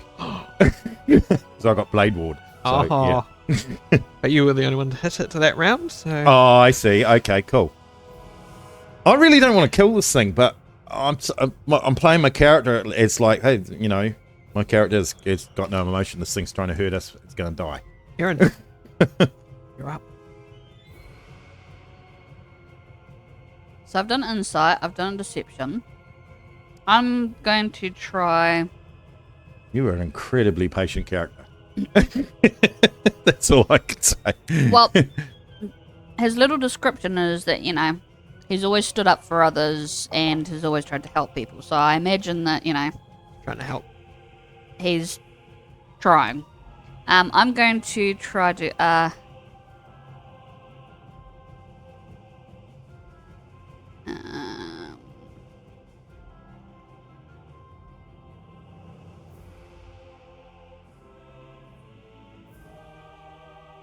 going to do an Arcana check. Oh, try and work out what's driving this thing. Yeah. Okay. Yep. Can I find a motive or a power source or something that it seems to be connected to, or... Mr. Spock here. Yeah, you can try that. Roll an Arcana check. Oh, 17. Unfortunately, this is actually a living creature. So there is no magic magical about it. Wow. Okay. So it's not a magical construct of any kind. No. Wow. In that case, Aaron's just going to slowly shake his head sadly, and draw his long sword Hey! and walk towards him and say, I pray you meet your maker, and then swing with the longsword. Nice. Not that you had to walk very I far. wonder if like a nature check would work on it. Probably be the best, wouldn't it? Maybe. See, this is where a hunter would come in really good because they've got that thing with Hunter's Strike where they can find out exactly what it's... What's it called? 9. 9 is a miss. Okay. Vulnerable to, that's it. What it's vulnerable to, yeah. Lola. Lola is just going to keep whacking at it and going, I hate gardening. That's very strange for a halfling. Normally love it. 22. 22 does hit.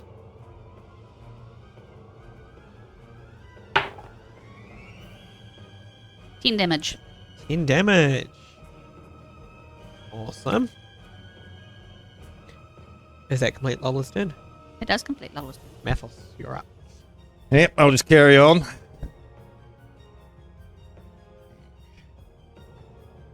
Oh, yeah, no, that's right. 19. 19 hits. Okay.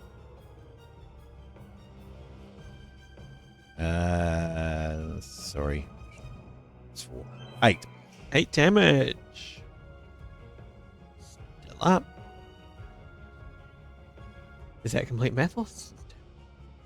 Yeah, does. Mella, you're up. Mela will try and come in for a sneak attack again. Cool. Creepy. Oh, card. 9 plus 14. 14. Hits. Okay. And short sword does 7 damage. Yep. Sneak attack does another 7 damage. Yours, not mine. Yeah, it was mine. You damage it, and it is looking very weak now. However, it is now has its turn. And looking at that, it's going to first make an attack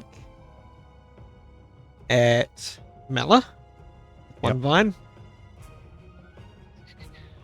For a 21 to hit. Uh-oh. 5 damage. Yep. And please make a strength save.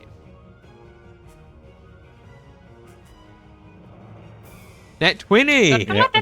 So I got to half shuffle them again. Yep. Yeah. Shuffled them all together. She looks pretty cool at 20th level. Okay, you do manage to make that save. You are not pulled closer or grappled by it. Cool. Lola, second vine comes streaking out towards you for a 21 to hit. Hits. Only 3 damage. Please make a strength save.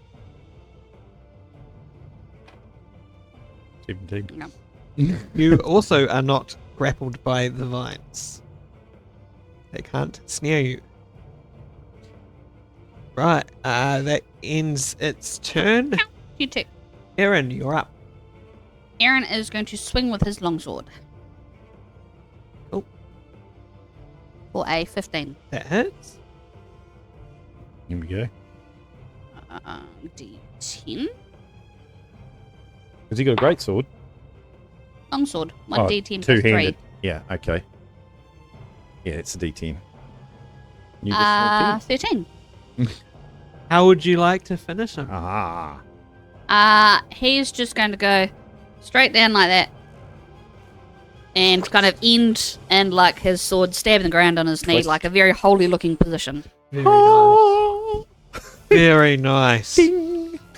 The creature falls apart into a heap of still leaves and vines, and quickly decaying into green slime. It also reveals a corpse within, mostly bones, and a partially dissolved robe. Something that sort of took over, I guess. You can have a look at it if you want. Yes, I'd like to History on the robes. yeah, why not? Yep. Oh, she's got +5 history. Both of you doing it. Okay, cool. Okay. Yep. 18. 8. Funnily enough, you don't determine anything. Yep. However, the robe determines. The robes are colours of the propriety of Vitrulis again. Sorry. Vitrulis, yeah. Yeah. Priory of Vitrulis. You remember that Da Vinci Code? Yeah. Priory of Zion? Yeah. Vitrulis. It's quite a cool name, eh? Priory. Do with monks and things. Holy water of some sort. While you were having a quick look, I'll Sounds say right. you discover a grappling hook in a book. Oh, cool. Grappling hook. Awesome. I need one of them. Right. There you go. So, Can we take a 30-second break so I can pee and then let the kids out? alright, we will take a break there and we shall be back after a 10-minute break because I need a cup of tea anyway. Cool. Cool. Oh, coffee. Cool.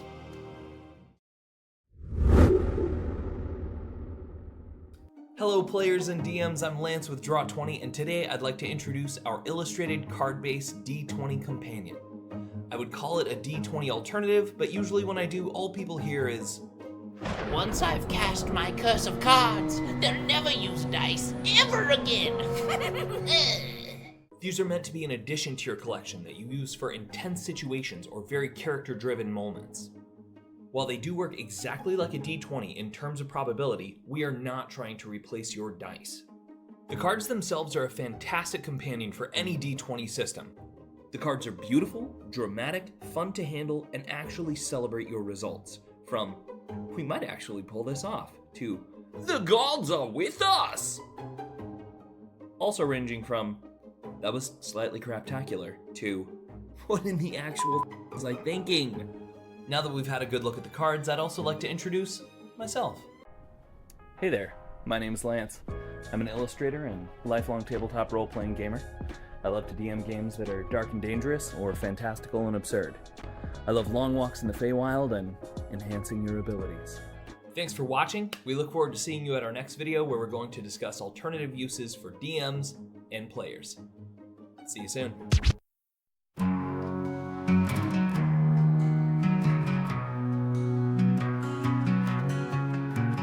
In a realm where shadows dance, beneath the moon's enchanting glance, heroes rise with swords in hand to brave the perils of the land. Roll for adventure, roll for the thrill. Across realms vast, their destinies fill. With each dice cast, a tale to fulfill. In dungeons deep, they test their skill. So let the dice roll and the stories unfold. In the realm of fantasy where legends are told. For in roll for adventure, their spirits soar. The realms of wonder forevermore.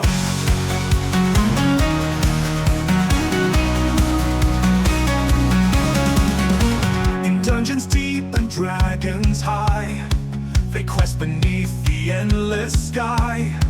With courage bold and spirit strong, they fight the battles, right the wrong. Roll for adventure, roll for the thrill. Across realms vast, their destinies fill. With each dice cast, a tale to fulfill. In dungeons deep, they test their skill.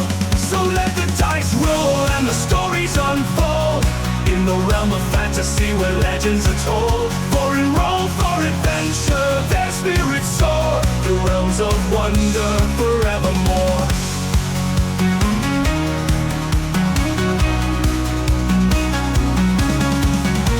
Amidst the traps and hidden lore, they press ahead, seeking more.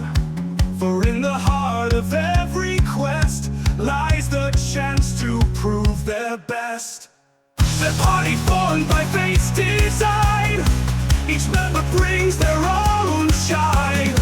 With sword and spell they face the test, in pursuit of treasure and conquest.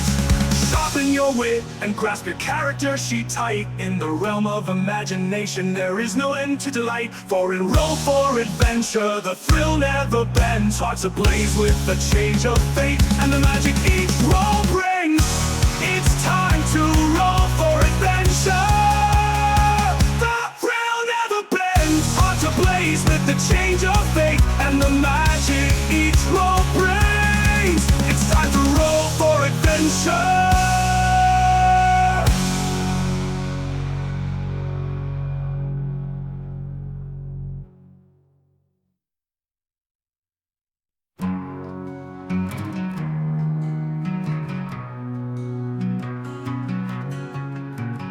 In a realm where shadows dance, beneath the moon's enchanting glance, heroes rise with swords in hand to brave the perils of the land.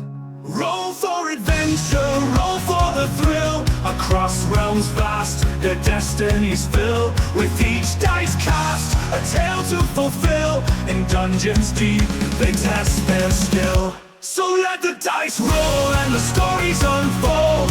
In the realm of fantasy where legends are told. For in roll for adventure, their spirits soar. The realms of wonder forevermore.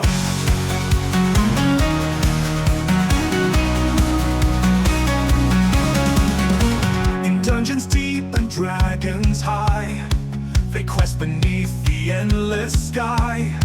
With courage bold and spirit strong, they fight the battles, right the wrong. Roll for adventure, roll for the thrill. Across realms vast, their destinies fill. With each dice cast, a tale to fulfill. In dungeons deep, they test their skill. So let the dice roll and the stories unfold. In the realm of fantasy where legends are told. For in roll for adventure, their spirits soar. The realms of wonder forevermore.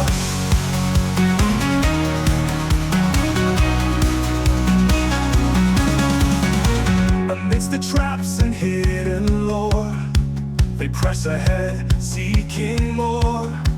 For in the heart of every quest lies the chance to prove their best. Their party formed by fate's design.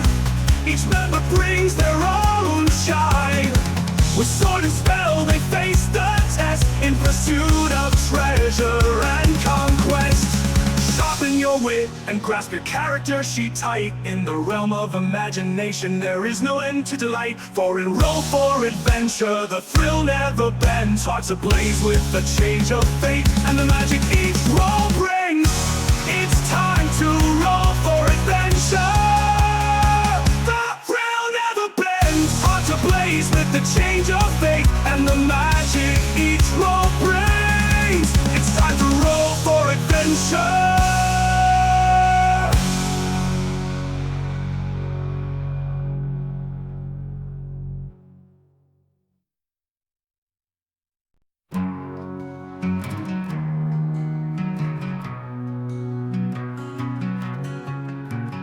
In the realm where shadows dance, beneath the moon's enchanting glance, heroes rise with swords in hand to brave the perils of the land.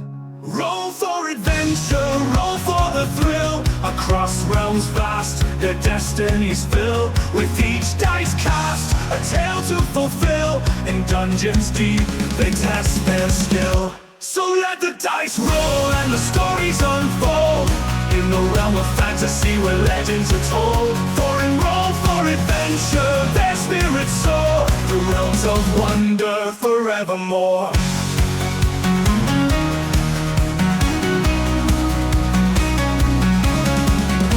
In dungeons deep and dragons high, they quest beneath the endless sky. With courage bold and spirit strong, they fight the battles, right the wrong. Roll for adventure, roll for the thrill. Across realms vast, their destinies fill. With each dice cast, a tale to fulfill. In dungeons deep, they test their skill. So let the dice roll and the stories unfold.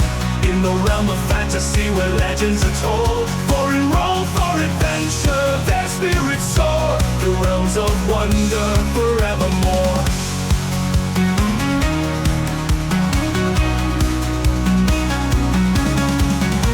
Amidst the traps and hidden lore, they press ahead, seeking more. For in the heart of every quest lies the chance to prove their best. Their party formed by fate's design. Each member brings their own shine. With sword and spell they face the test, in pursuit of treasure and conquest. Sharpen your wit and grasp your character sheet tight. In the realm of imagination there is no end to delight. For in roll for adventure the thrill never bends. Hearts ablaze with the change of fate and the magic each roll brings.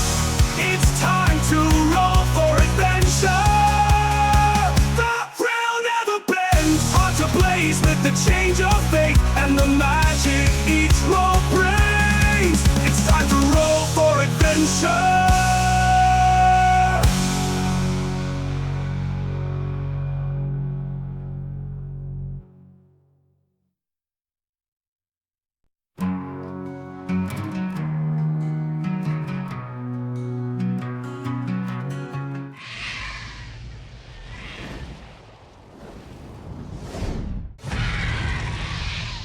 Oh, my big head. It makes you glow holy. Welcome back. Talk about Yeah, Mike holy being character. holy. Everyone peppered by arrows. By your comrades. Yes. Yeah. So just before our break, you guys defeated a swamp savior. A swamp savior. Yep. Oh, great. And The name like that, I feel like we probably shouldn't have killed it. Oh, well. you discovered that it was a body taken over by the vines, and inside there you found a grappling hook In a book. and a book. So, this is yours. What would you like to do? She will cast. Sorry, I'm just looking for spells. Identify on the grappling hook. Okay. Yep. Let's see if it's magical. You identify a hunk of metal that is normal. So it's just a It's standard a grappling hook. standard grappling hook. Okay. And aside from that, I need a bit of Alright. cheers. cheers, Aaron is going to lay hands on Mala. Mala. Mhm. Mel. And give. You got a pole, haven't you? I do. Yeah. It's 15, I think. Call of 15. Yeah, how much do you need? She needs 16 to be full. Okay, so I'm going to give 8. Okay, that's better than nothing. It's up to 12 now, so she can take a hit. But I am going to definitely keep her out of harm's way from now on. I didn't think she'd get hit. So that creature had a range of 15 feet Uh. with the vines, which covers that entire pool you were standing Yeah. in. because I thought we were limited in space, yeah. Which is why I didn't really bother stashing out of way, because there'd be nowhere to go. And then he's going to ask Mala, what's the book you picked up? She hasn't looked at it yet. I will cast Detect Magic on it, which I have as a spell. Your detect magic detects nothing of the magical kind. So it's just a book. It's just a book. Okay, let's open up and have a look. So you can read it. Look. Reading the book reveals that it is a history of the fall of the Misty Wood Circle, a community of druids who lived in the forest that is now the Scorched Valley. The book spends a lot of time talking about what little is known about the life of Elias Hartsmore. Elias. Yeah. Okay. The most sacred figure in the Church of the Grove, and the probable author of the Book of the Foxes, Was he from Hartsmore, or was Hartsmore named after him? named after.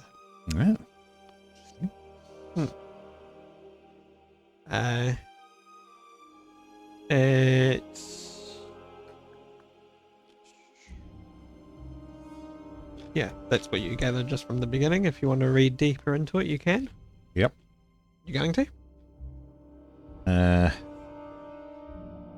How long have we been in here? A couple of minutes now. Okay, so it's not like it's late in the day. That was We'll have a wee 6 rest. rounds, 5-6 rounds. We'll have a wee rest for half an hour or so. Okay. Rest up. Hydrate and Yep. read the book. Cool. Short rest. Short rest. Does anything interrupt? 7 more of those. No. I would. No. No, your rest goes uneventfully. Oh, cool. I get my superiority dice back Sweet. after a short rest. You read through the book. Elias and his fellow druids dedicated themselves to spreading peace around the world until they ran afoul of a terrible necromancer. The book says that the current scholarship indicates that Elias was lured to one of the necromancer's top generals, a powerful witch, into one of his sanctums for a final showdown. There is no record of there having been any sign of him again after that. Sorry, short rest, you don't get back any hit points or anything, do you? Yep. You can use one of your hit pool dice. Of hit dice. Which Should be 3. Reset max HP change during this rest? Or automatically apply healing Are with you dice clicking? roll? You got to do the dice. I will use one at a time. It's back up to 19, so I'll just use one. Cool. What dice is it, sorry?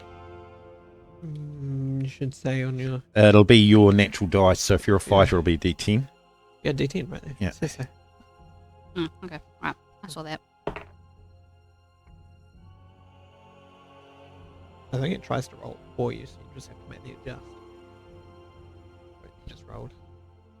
Mathros are not going to bother, he's only taken 3, so... Yep. Cool. And that is what you read in the book in that time.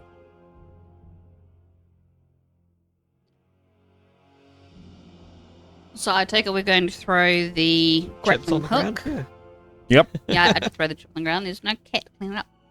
We're going to use the grappling hook and throw it across the chasm to the trees. Yes. So you're aiming for that... the edge, right? Of the ledge that where the light's coming from? Probably where, if you see there's all vines and stuff going there, so we'll look for a real tangled bit. Yeah. That looks pretty strong. Throw it towards that, and hopefully it'll catch. Yeah. Yeah.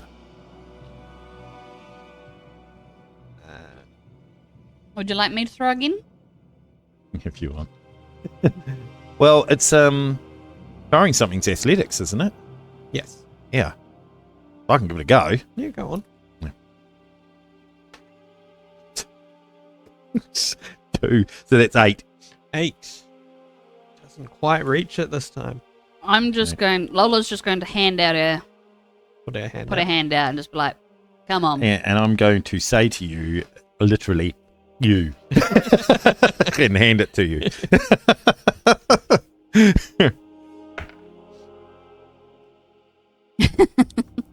I roll. I'll be I roll an like 8 this. too. Same thing happens. It doesn't quite reach it. Starts to fall into the vines.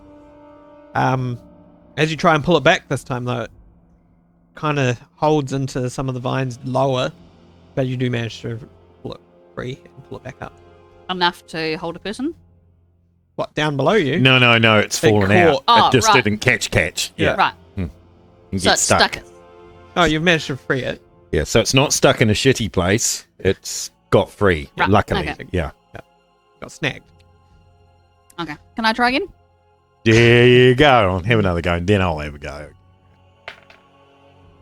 It's getting worse. 7. This time it doesn't get snagged. Right, I'll have a go. Right. 18. Okay, you managed to throw a good shot. And it does actually manage to hold on. Actually, you managed to catch the ledge of where the light is glowing anyway. Oh. Yeah. Okay. Does You- anything happen when it strikes? It catches. It's up there. It's held firm. Okay, you want to go across first? Please make an athletics check to make sure you can climb across this cavern. 13. You managed to make it across this chasm without falling. You are up on the ledge. Would you like the description of what you see? Yes, please. The top of the plateau is like entering a tropical rainforest.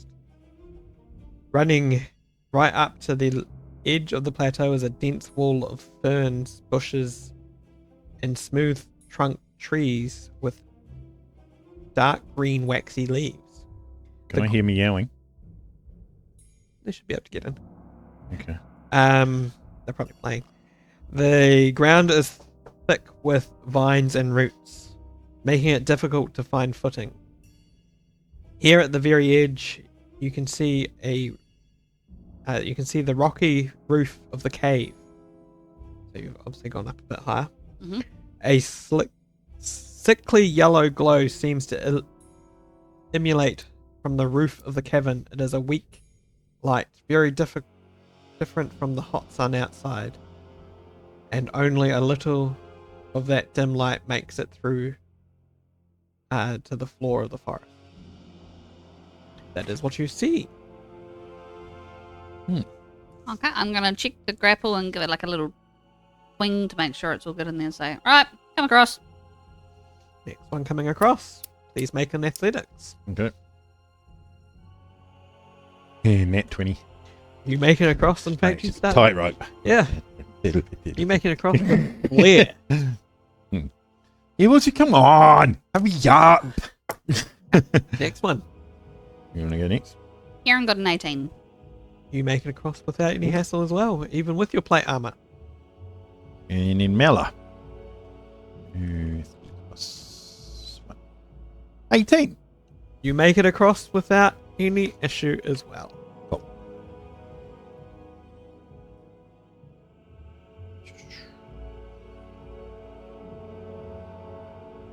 Yeah. Right. Now we're all over. Does it look like there's a path we should be following or anything? You can roll a investigation. Investigation, did you say? Yep.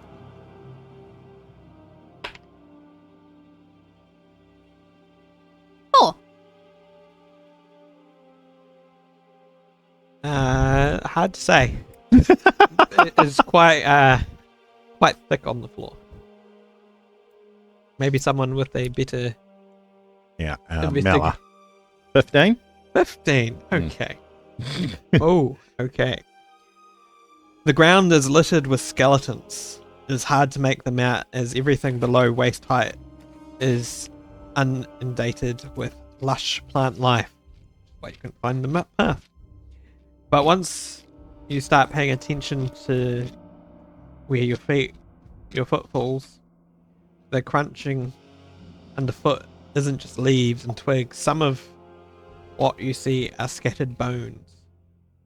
But you also find complete corpses, withered skin visible on the bodies. Others are just scattered bones. None of these bodies has anything of use for you guys. Because you rolled so well, there is one fresher body. He is wearing the same robes as other two corpses. Priory of Vitrulus. Yep, correct. The body has been here for at least a few weeks and is steadily decaying. This body also has a grappling hook on its body, as well as a dagger at its side. There you go. Either of these look magical? No, they do not. Hey? No, they do not. Is there a rope? Attached to with the grappling hook, there is. Yeah. Okay, we'll take that. Cool. That means we can leave the grappling hook behind Yep. and have a quick way of escape. You have to. Yep.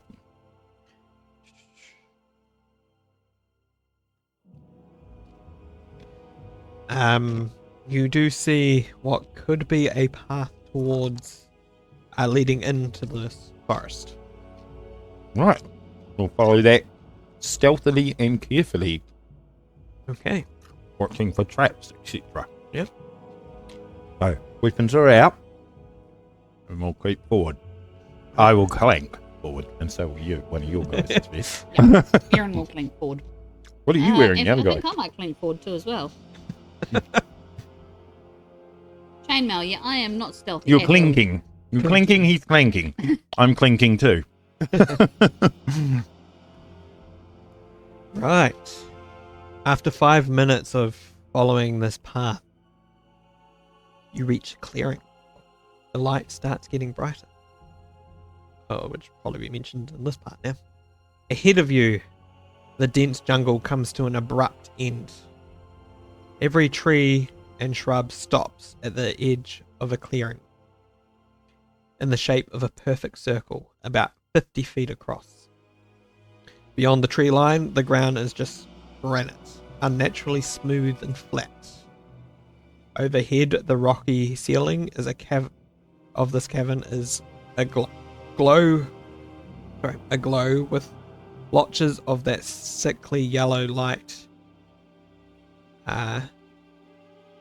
and colonies of bioluminescent Yeah. organisms that illuminate the space. Out in the center of the circle, you see a raised dais, about 10 feet across, partially ringed around by semicircle of benches. These seem to grow up from the ground beneath them, as if they were carved from the very stone of the mountain itself. They are weathered and worn, the benches broken by the ravages of time. The only feature that appears immune to this aging is a plinth that stands at the direct center of the dais.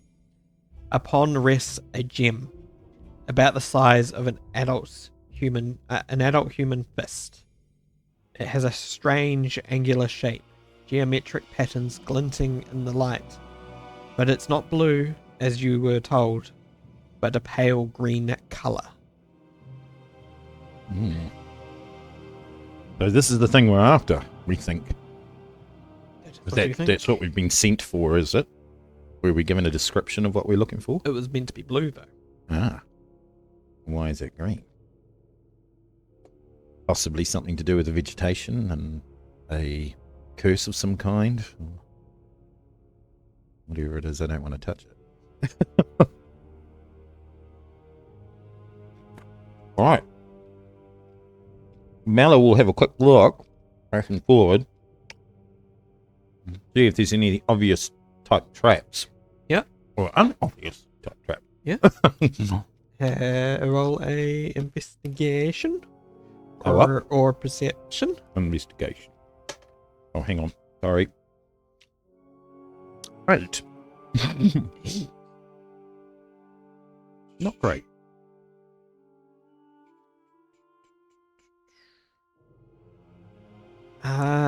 You do not notice anything. In fact, you are 100% sure this is not trapped at all, this area. Right. We shall stealthily make our way, shall we, towards the Diaz area? Yeah, and when we get kind of in range-ish, Aaron's going to do a religion check to see if he can pick up if it's definitely the thing we're looking for. Yep. Or if it's been altered, or if there's any kind of religious lore or history as to why it's potentially a different color. Okay. So, as you step out into the clearing, nothing seems to activate or anything, except you do notice the gem rises about 6 inches off the plinth. That's not good. And begins to rotate in the air. That's all it does. As you continue to approach, you notice that the gem is not it says green, right? Yeah. It's not green, but a sickly yellow color. It is connected to the plinth by a tornado of crackling lightning, and bolts of yellow and blue seem to zap out of it. And the existence between the flat surface of the plinth and the roof. Yeah.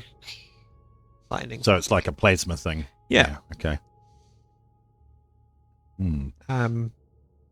As you continue approaching, you start to hear voices in the jungle all around. What are these voices saying?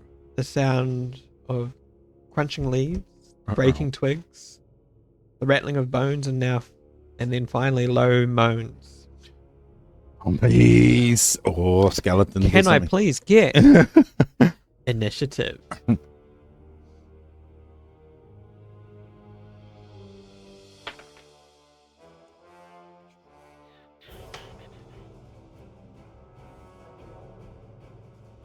It was Con for initiative? No, dexterity. Yes.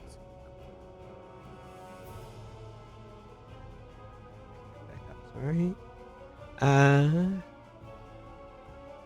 Right. Higher than 20? Nope. Okay. Higher than 15? Keep going down. Oh, really? Hmm. Okay. Higher than 10? Mela got 12. What is your...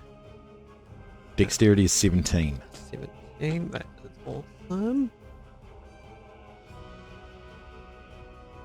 And who got 10, sorry? Lola. Lola. Aaron got 9. And I got 8. Mathros, yeah. Mathros. Alright. Finish him if you want. It's been really. Here you go. Wasn't many in that packet though, was there? Most chips just here. Yep, that's fine. 150 grams though. I think Mostly, that'd be quite a bit in there, wouldn't you? Yeah.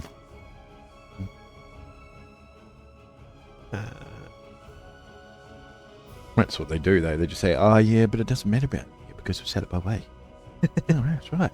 Yeah. You set up by being a cunt too. Yeah.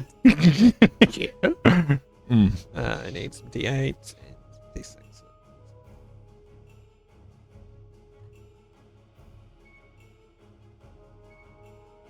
Cool.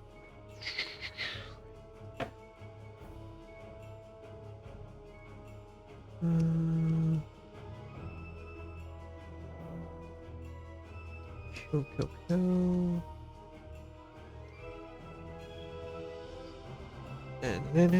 Na.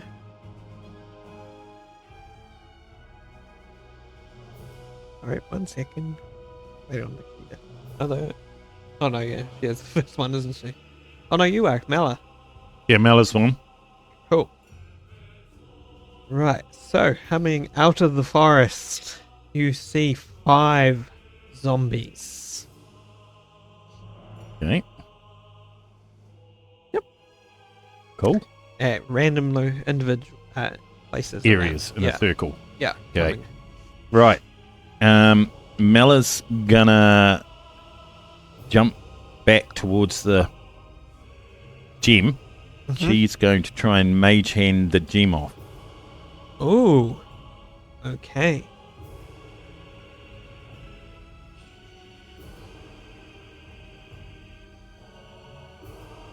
How close are you going to get to the gem? How far is the mage hand's range? I'm not sure. Oh, okay, great. I presume it'll be a reasonable amount. Second, to search up Mage Hand.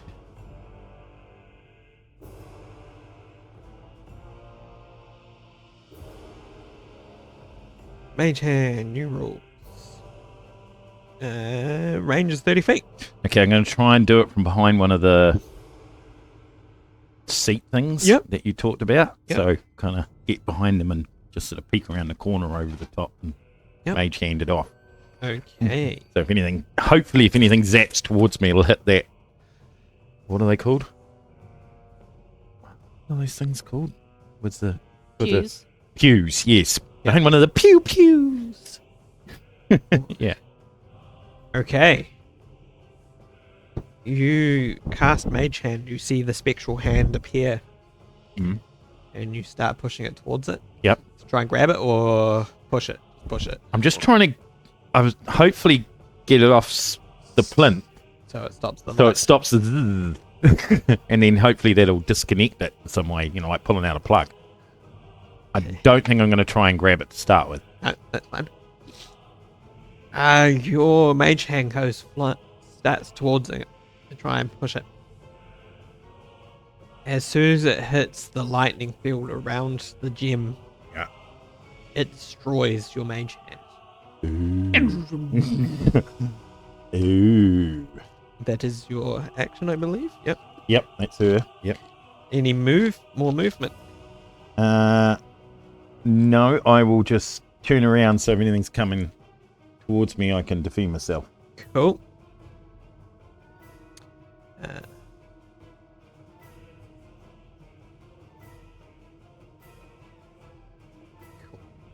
Down.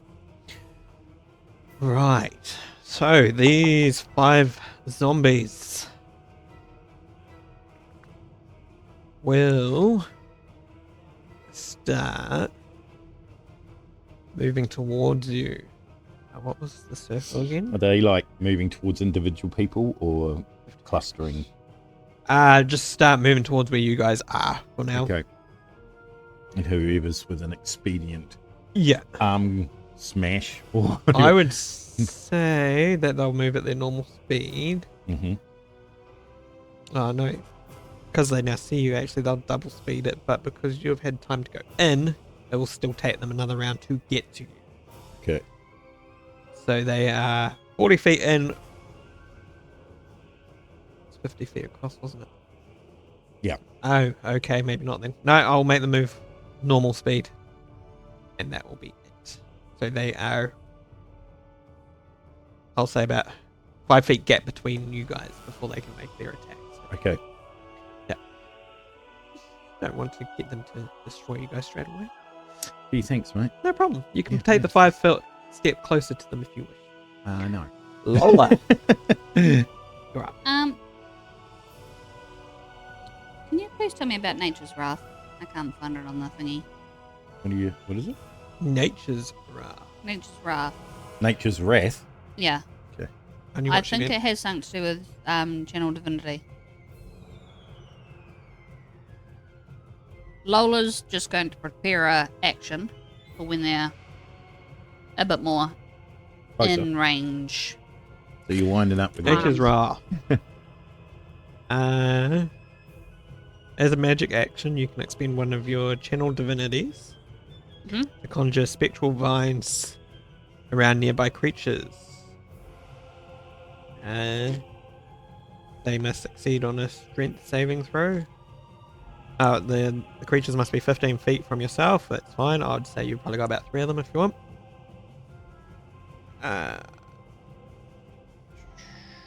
And they are restrained for 1 minute if they fail their strength saving throw, which would be based off your spell level, I believe.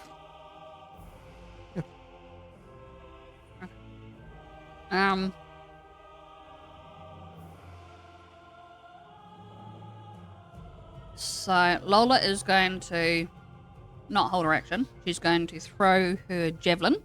Okay. So it'd be within 30 or 120 feet. Yeah, they're 5 feet in front of you. Yeah. Okay, and I am going to... Be like you throwing Right. a javelin at Josh right now. Yeah. How long's a javelin? Could I just poke About you I with it? believe feet. you're allowed 10 feet with that reach. Hmm. So, If it's a pole arm, you don't have to move that 5 foot. Hmm. You can reach beyond that. If you want to attack them, though, and you've got to turn a weapon and do a lot more damage, just move in and Yeah, attack. step in. They've had their turn.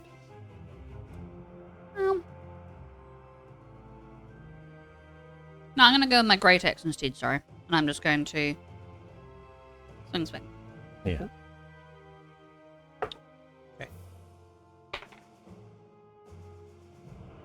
13. 13 hits.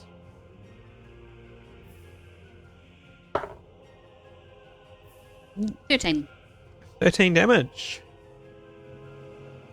Oh, you lob off an arm off this. But it's still coming. Okay, so I've hit a creature with a melee attack roll. Yep. You can make a melee attack roll with a weapon against a second creature within 5 feet of the first. That's cleave. You've got to kill him, I think.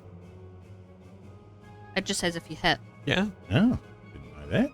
So that means I get a second turn to attack the Another one, yeah. Yep. Okay. Is there another one right beside it? I'll say there is. Okay. Why not? Oh. 23 to hit. Yeah, there. Yep. That hits. Yep. Okay. I thought that cleave was you had to kill them and then you got another attack. It That's doesn't pretty say good. drop them. As long as it hits, then that's handy. And they have to be 5 dex to each other. Yeah. Okay, takes the weapon damage, but don't add your ability modifier. Yeah. So it's So it's just just a the Just dice just roll. the roll. Okay, Yeah. just a 9. That's just still a pretty 9. good. Just a 9. Just okay. a 9. Especially on a low level, you know. So you moved 5 feet closer. So We did that on level 1. That would be another thing dead. Aaron. Aaron is going to.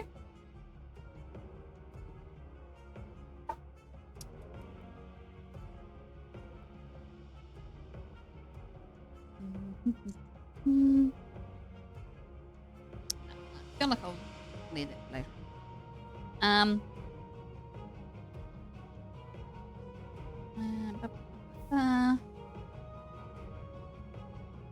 Is going to cast Ensnaring Strike, which is a bonus action. Yep. So I'll do my cantrip first, which is Sacred Flame. Hmm. So that is DC 13 they have to beat. DC 13. I don't think you can cast 2 spells, though, even if one is a cantrip. No, you can't. Even if one's a bonus action. Doesn't matter. It's because it's a One spell. spell. Spells take up your entire action. Mm-hmm. Right. I think that's the new rule, isn't it? It's to stop spells being too powerful. So you still want me to roll that? But if I attack with a longsword, I can use a spell. Yeah. Yeah. Okay, Yeah. right. I'm going to attack with my longsword. If the spell is a bonus action. Yeah. So you want me to do that, DC? No, sorry. So it is a 16 to hit. 16 to hit. Does hit. This is a different one to one that's been hit. 1d10. Yeah, just kind of the closest-ish one to him that's Okay. coming. I can see why they did 10. that too in the new rules, because people were 11. getting combinations 11. between spells and doing like way too much damage. You Mm. know? And then, so that was 11 damage. Then I'm going to do my bonus action, which is Ensnaring Strike, Mm-hmm. which is a strength saving throw. Yeah, They I'm not roll a 1.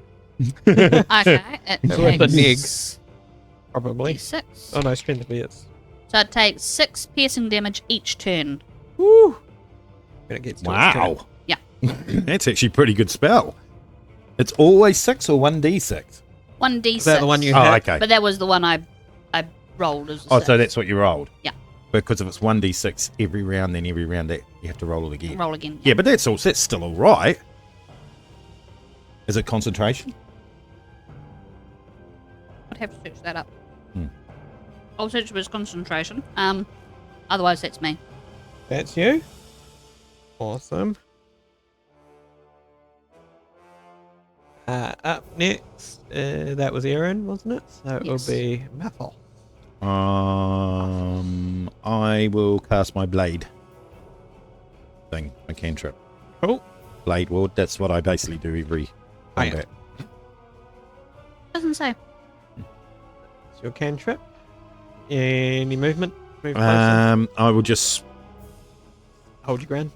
yeah, I'll hold my ground. But if I can place myself in a tactical point of advantage or anything like that, I'll do that. As long as it's not, Not really. protecting the others' backs, whatever. Yeah. Yeah. I mean, you could probably step in between where Mala is. Yeah. Yeah, something So- like so that. She's Yeah. behind the stool thing. Yeah. And you'll stand on the other side of where she is then, Yeah. basically. Something along those lines, because I don't actually know where everybody is. So It's going to be interesting. I've got 3 cards left in my pack. you still haven't got a One's a 1 and one's a 20. Which will be first. no counting cards. Out you go. You're banned.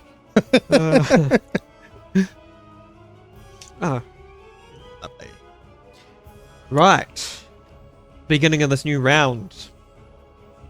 You have 3 more zombies appear at the edge. Oh, here we go. I wasn't too worried then. I thought 5 zombies, that'll be easy. But if this keeps going, And we're going to get slowly overwhelmed. 2 skeletons appear. Oh, it's all the How many did we walk over just out of interest? quite a few. It was covered. And how wide was it again? And it was 5 minutes of walking. It's going to be hundreds of them, not thousands. So, Mela, you're up. Jesus, I don't know what to do. To get rid of this thing. Right. Well, my only missile weapon's a dagger. So I guess I'll throw a dagger at it. Okay. Make a dagger. I will use my steady aim as a bonus action. Yeah. And get advantage on this attack roll. As long as I don't move. Yep. So I won't move. Right, let's go. So 3. Oh, sorry. I'll take that one. Yeah. That hits. But what happens? Here we go. I'm going to shuffle these again. Yep. Roll your damage. It's 1d4, isn't it? Dagger. Plus 3. 7. 7. 7 damage. Oh, that'd be double, wouldn't it? Yes. For it's a critical 14. 14. Nice. Mm.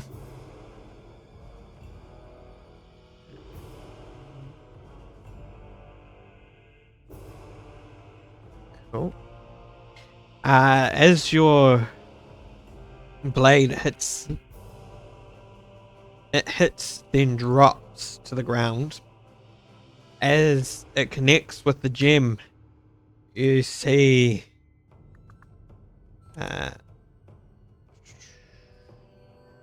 lightning come off it, and in a big wave, it just pulses out, ending just before it hits you at the edges of where the stools are. You could swear you almost hear a scream. So I've hurt it. I feel like I've hurt it. Yeah. Ah, right. How many daggers? I don't know how many daggers she has. And Oh, why don't I just... Oh, no, magic didn't work, did it? And in fact, you almost hear like a whisper, or like something was trying to talk to you, but it's just at the edge that you could just hear. So if I got closer, I could hear it. I don't know if I get closer, I'll get hurt. I think starting level, Rogue gets 3 daggers. Now, how many daggers would I have? As yeah, you can have 3 if you want. That's fine by me. So I moved 1. You also noticed that as the lightning that came out was blue,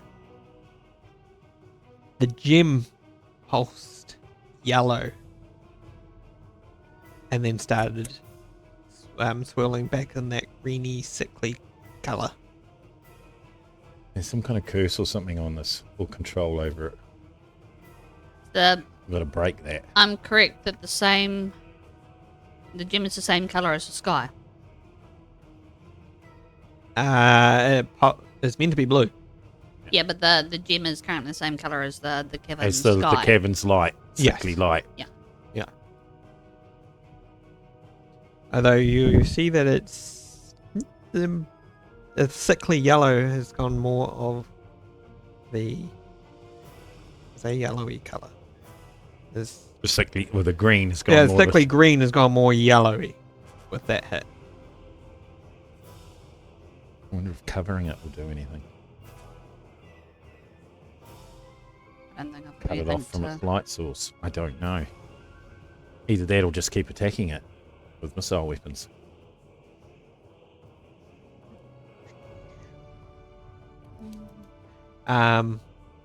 Does that end Mala's turn? Well, she can't move, so yeah. Right. The zombies that have just appeared start moving in.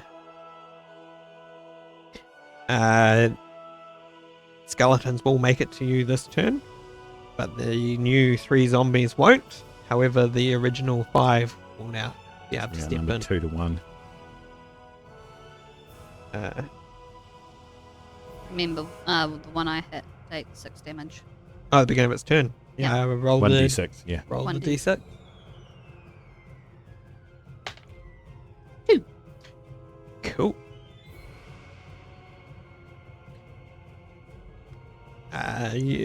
For some unknown reason, the leg of this one falls off. It's still going.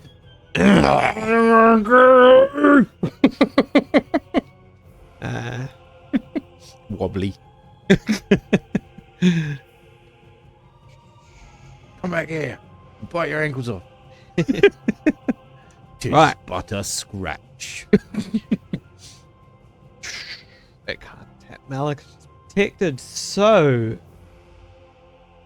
Aaron, you're going to get 1 attack against you, 1 slam as it slams into you. Does a 12 hit? Yep. Okay. Mathos Mm-hmm. does a 15 hit. Nope. And supposed to minus 1d4.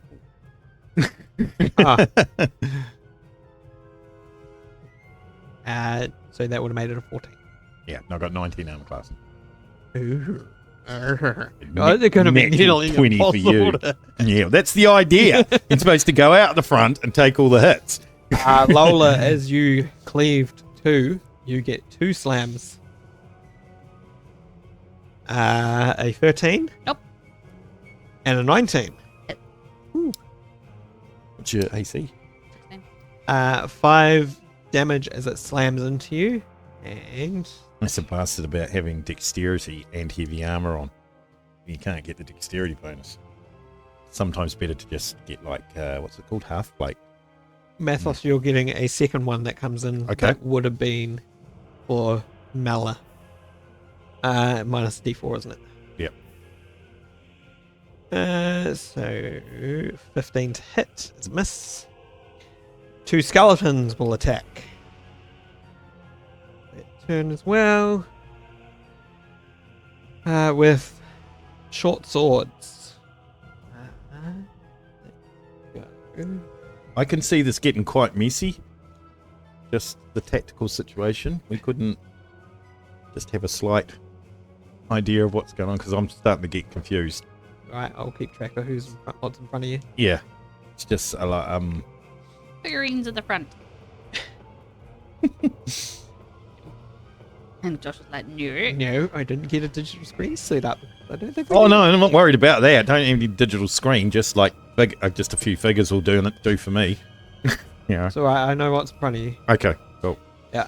I don't really care if you know. I want. I can tell you every time. Okay. Cool. Mathoth, you're gonna get a skeleton attack against you. Yep. Does that get a minus? Yep. They all attacks get a minus on me. Yeah.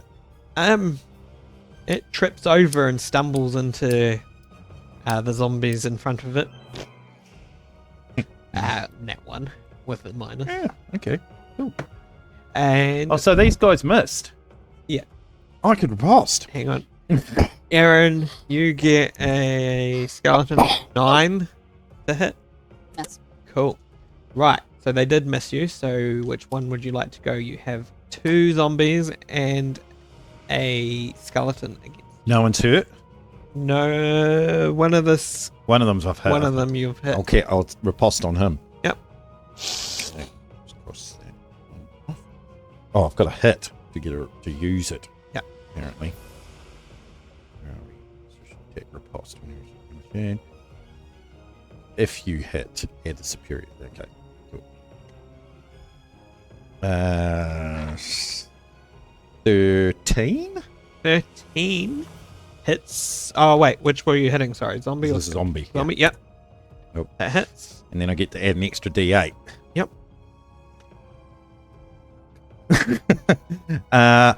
Savage attack. I can roll that again. Cool. I forgot that last time. 6, which is plus 4. That's 10 plus the extra attack, extra D8, 13.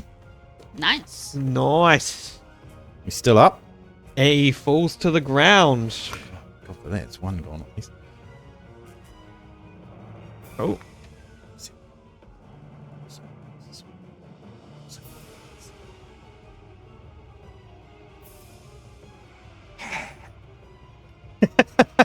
Lola, you're up. I am going to give an almighty battle cry and swing my great axe at the closest, whatever So it is. It'll be a little. Because he's a little halfling. I think it's mighty. This giant zombie. 14. 14 hits. One of the zombies.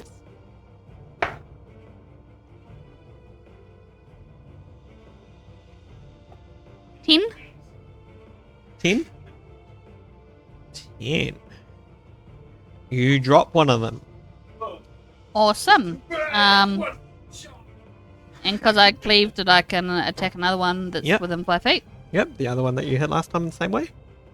Yes, please. That is 13. 13 hits. Ooh, nice. 12. Wow. And you drop another one. Do I keep going? Or does cleave only work once? Cleaver's only the one next I to think it. it only works once. Yeah. Yeah. Okay, cool. But you get extra ones. Oh, even if you get an extra attack, you don't get an extra cleave, I don't think. 'Cause you can only do it once per turn. Yeah. That's what most of those things are like that. Like, I give them disadvantage if I hit them. Oh, that's right, but he's dead now. If I give him disadvantage with my longsword attack, it's only for one attack. Yeah, next turn, not all the attacks. Will there be any that'll move within range or within my range within its next turn? What's your range? 30 feet. Yeah. Okay, I'll stay where I am. Okay. These guys don't get attack advantage, do they? Thank Christ, that would be dead meat. Aaron, you're up. Aaron is going to cast Divine Favor, which gives 1d4 radiant damage when I attack with a weapon. That's that one. So that's bonus action. And then I am going to step forward with my longsword and swing away. Two-handed? Because you don't Two-handed. have a shield, do you? No. No, it's a two-handed, yeah. Well, 17 to hit. 17 hits. Awesome. And there's a d10.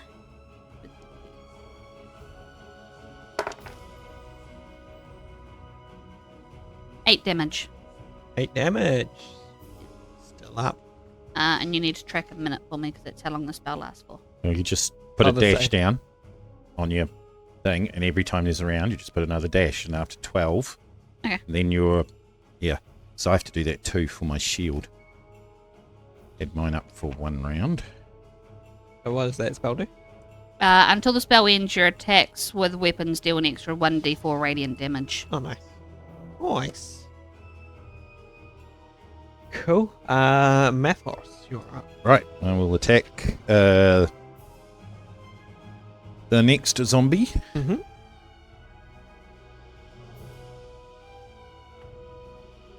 And that is 24. 24 hit. Alright, now I will roll these twice. 4. 4. 3. I'll take the 4. It's 8 damage. 8 damage. Mm-hmm. You drop it. Cool, so there's only a skeleton in front of me now? There are 2 skeletons around. So one in front of you and one in front of Lola. Okay. And 3 zombies behind them. Coming to join the fight. Yeah. Okay. They will be within range in their turn. Does that complete your turn? Nothing's outflanking us? Nope. Cool. Then I will stay where I am and await the next attack. Cool. You see appearing at the edge 3 zombies and 2 skeletons. They're just going to keep coming until we get this gem out, I'd say. Mela, you are up.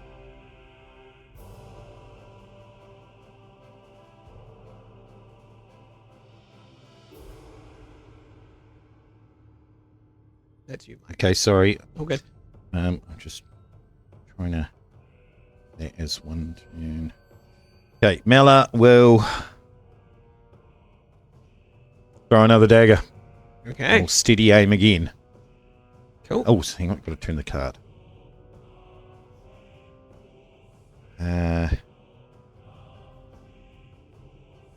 So when I do advantage, do I take the best one out of the 2 cards? Mhm. Yeah. Okay, yep.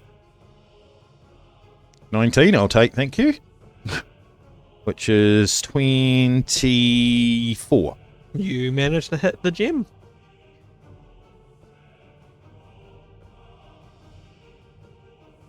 Oh, shit. 4 damage.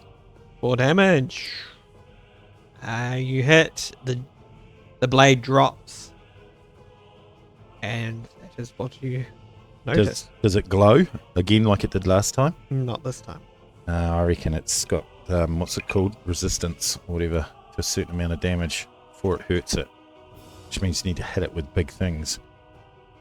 Dagger's not going to do it if I don't roll really high. So it's going to do at least like a... Because I just did... What did I do? 4? Yeah. Mm. I reckon probably have to do about between 5 and 6 and 10. So the damage minimum. Again, though, you do hear that distant voice that if you were closer you would may be able to make out. If I get closer, doesn't the... Well, I can't move at the end of this turn anyway, so next turn I'm going to take my cloak off and try and throw the cloak over top of it and see if that does anything. Okay. I'm going to have to find out pretty quick what's doing this, because... Right. Yeah. This round. Or this turn for the zombies. 3 zombies make it in. 4 damage. Or have I killed that one? You killed that one. Okay, cool. Sorry. Keeping Oh, track. should have left that one alive, mate. It was eventually going to kill itself. 3 zombies make it to Mathos, Erin, and Lola. Is that one each? 1 each. Yeah. Right, going in that order. Mathos with the negative D4. Misses. Erin. 6 is a miss. And Lola. 13. Miss. Right. Now, What'd you do with your Oh, snap. sister? Mathos and Lola, your first 2 skeletons. Mathos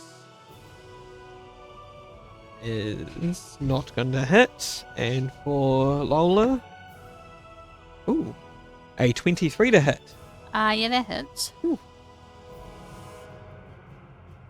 9 slashing damage as the longsword cuts through.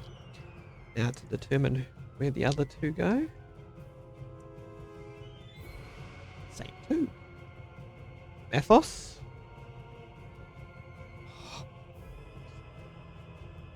Does a, with -2 of that makes 16, 21 hit. Yes. Did you minus the... Yes, I thing? did. Okay. Roll an 18, -2, 16, plus 5. For max damage, 9 slashing damage, And I will use a maneuver called parry as my reaction. which does 1d8 off that damage. 5 off it. so 4 damage. 4 damage. And Lola, second blade. You know what? This one comes in and is undetermined whether it's going to go for Aaron or Lola. So it swings And misses both. and misses both, but hits another skeleton, doing damage to it. Cool. Lola, you're up. Awesome. I am going to first do my bonus action, which is second wind. Yep. So it's D10. That's 8. I get healed. And then I am going to swing with my great axe at zombie, skeleton, or whatever's closest. Lola, you have 2 skeletons and now a zombie as well. Do any of them look damaged or any sort? Yeah, one of those skeletons that hit the other skeleton. Okay, I'm gonna. I think the skeleton's got better attacks too. Yeah, They I'm gonna just go don't- for yeah. the dead dying That- skeleton. Yep, the damaged one. I'm not sure, but I think the skeletons have better attacks. 18. 18 hits. And I think the zombies can take more damage. I'm not sure on that one though. 13 damage. That one drops. Awesome. And then I'm gonna use cleave to hit the other one within 5 feet. Yep. 14. Hits. 2. Have you got savage attack? No. I've got action surge. No. It's a savage attack. It's like a background thing.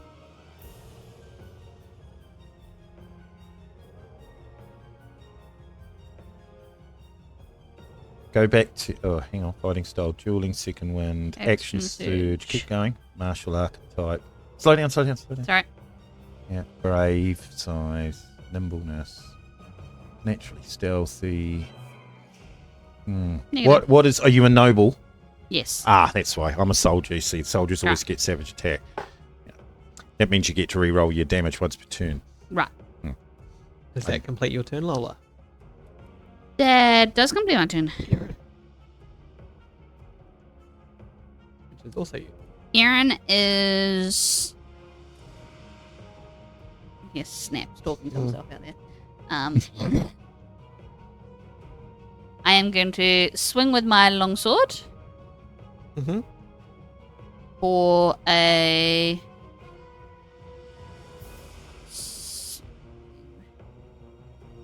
22 22. Which, to hit. you have one zombie. Yep. Hits. D10. I think I fucked up somewhere. I've only got one card left. Yeah, I think we're going backwards the wrong way. Yeah, well.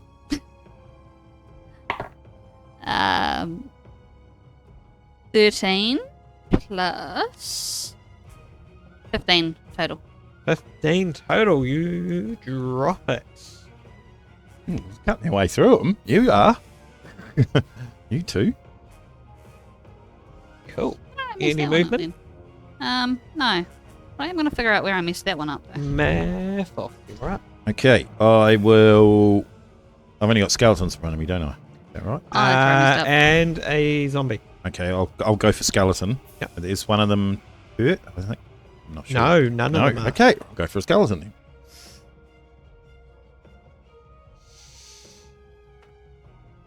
I will go for a precision attack because I missed. That's a 9. So get to plus 8, 17. 17 to hit or Yeah. Yeah. Okay, that means I get to add that to the damage as well. So, and I'll savage attack for the first 8, which is 2 or 5. I'll take the 5, which will be 9 plus superiority dice of 7, 16 damage. 16 damage. Yep. You drop one. Cool. Any movement? No. Oh.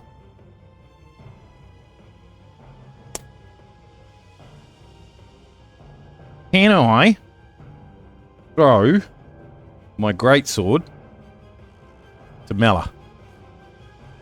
Yeah? Yeah, I'll do that. You're right next to each other. You just Hey? hand it off. You hand it off because you're right next to each other. Yeah. Yep. Cool. Because although, can she actually use it in an attack? She's not proficient. She doesn't add a proficiency. Yeah, you don't add proficiency, but you can use it. Yeah. So I think that might be what's required to actually... Okay. If the cloak doesn't work, that's going to be my next resort. Cool. With the end of this round, you all... The clearing is shook by a loud, dead roar. Oh, no. You see one giant looking creature, zombie ogre, now appears at the edge. No. This is going to get worse and worse. But no, nothing else, just that. Oh, that's... thanks, man. No problem. That's really good of you, eh, Josh? Cheers. Mela, you're up. Oh, good. Mela, you're up.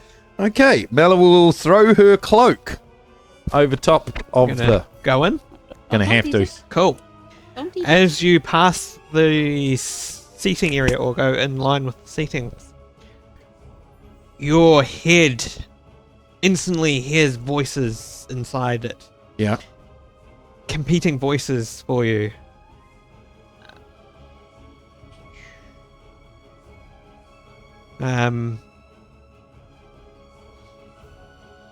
First one, you hear a male voice saying,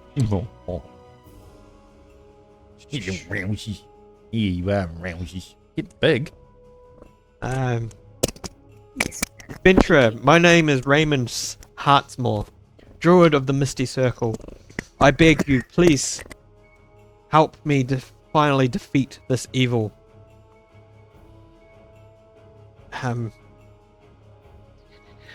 Are druids part of the church? You know, with my note.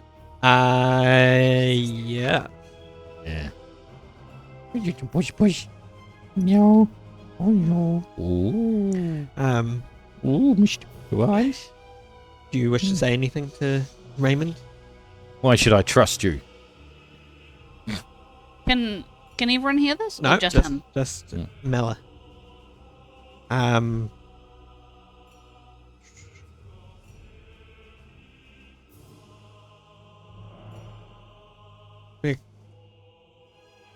You should trust me, Bick. As he tries to answer, another voice takes over. Behold! I'm Alina, of the Southern Bogs. If you free me, I can be a powerful ally. Simply touch the gem and help me crush what remains of this lying fool. Yeah, no. You fool! Does that answer your question? Yes, it does. I think I'll go with you. The first one. If you fuse your will with me, we can destroy Elena. Destroy Elena. It will be very dangerous, though. This will be the end of the conversation. Regardless of what you decide now, you will have to make a decision. Yeah, I don't want to. What you're going to do. Yeah. What do you do? I'll try and fuse my will with it. I don't know how I'm going to do that. I need to grab the gem. Yeah. Okay, let's go. Right. You carry on forward and touch the gem. Please make a Constitution saving throw. Which is 0. Oh, hang on. 2. Plus. Nothing. Oh. Wop wop. As you touch the gem, you take 7 necrotic damage. Does that mean do I need to... and you also take 1 point of exhaustion. That's bad, isn't it? You are also thrown back from the gym. You see this time the energy that is thrown back from it is in the yellowish color. And the gem itself glows blue. But that is your turn. Yep. Zombies. Zombies.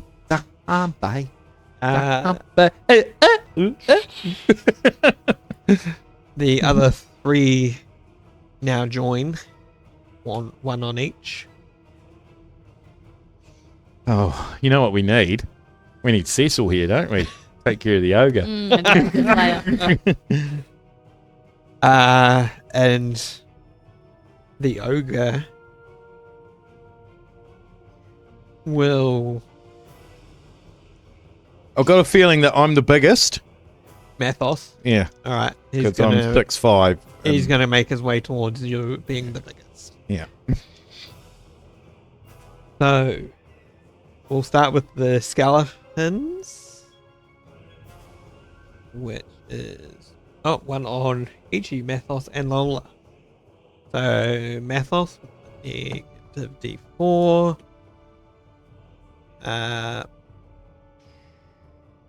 17 is a miss.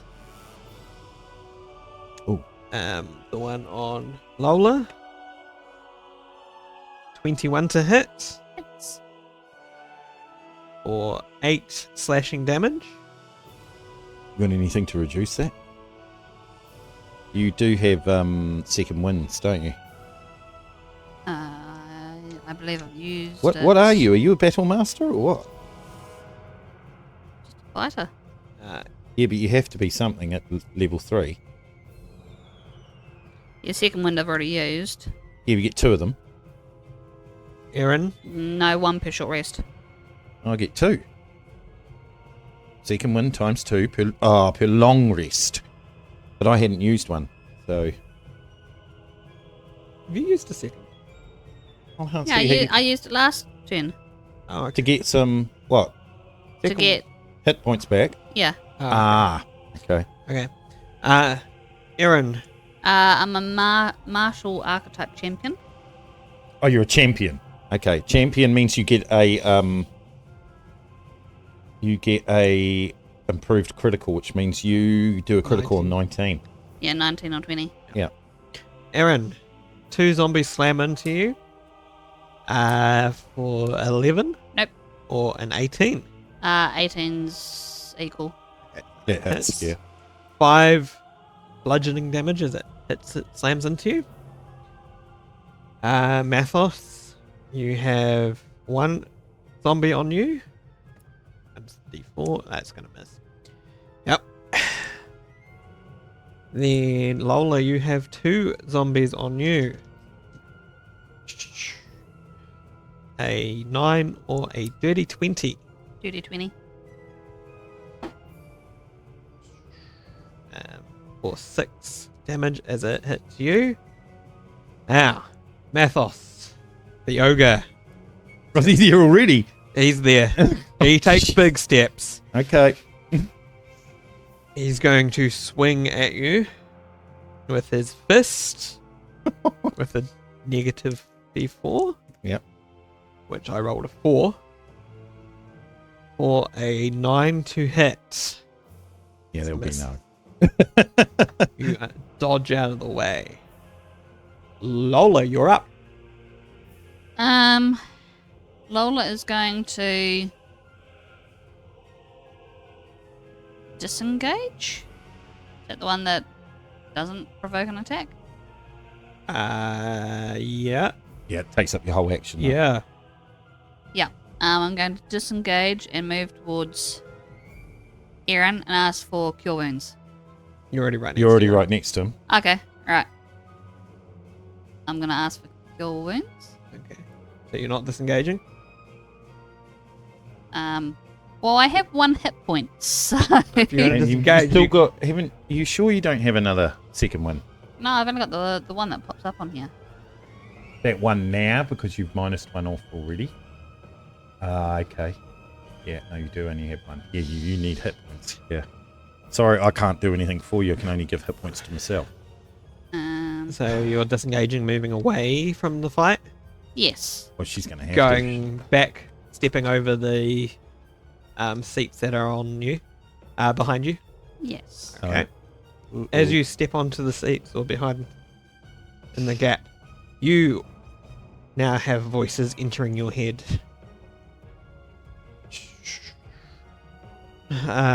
You now hear who goes first. Ooh. A voice say, "Behold, I'm Elena of the Southern Blogs." The If you- southern what? Bogs. Sorry, put an L on She's a there. witch. If you free me, I can be a powerful ally. Simply touch the gem and help me crush the remains of this lying fool. How do you react? Yeah, sorry, I'm just checking what my flaws and whatnot are. See if I'm stupid enough to...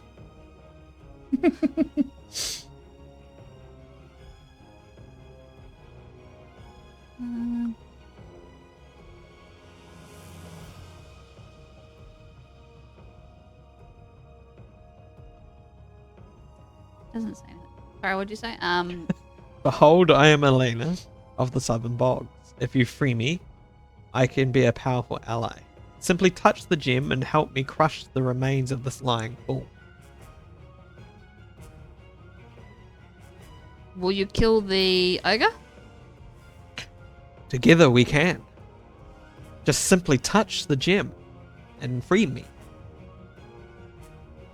I don't hear anything else. As she says that, another voice appears in your head. My name is Raymond Hartmore, Druid of the Mistywood Circle. I beg you to please help me finally defeat this evil. Completely different voices.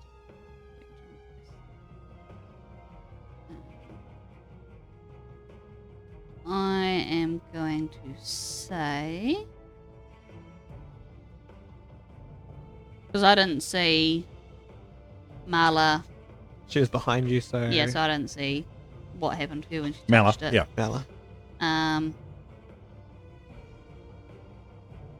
True.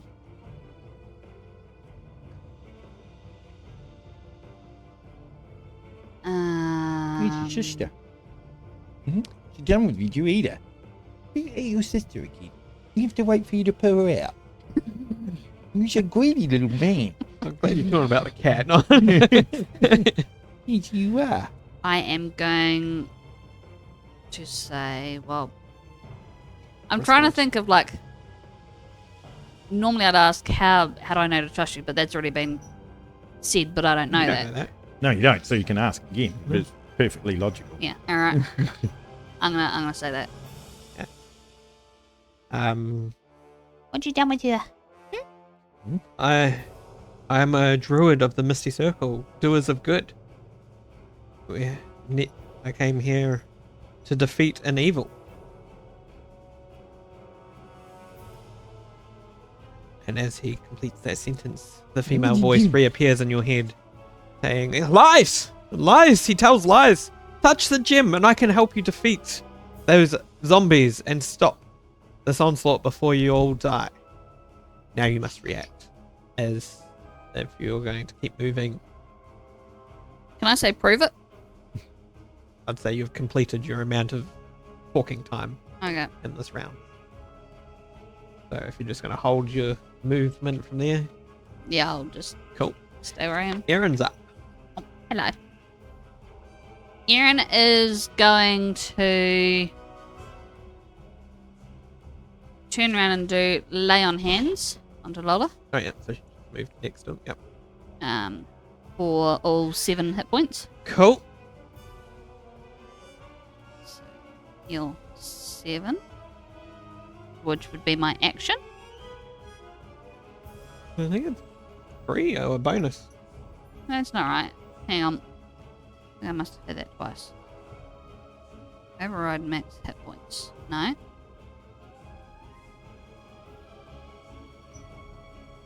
You're on 1, you should be on 8. I know, but it's giving me 15 for some reason.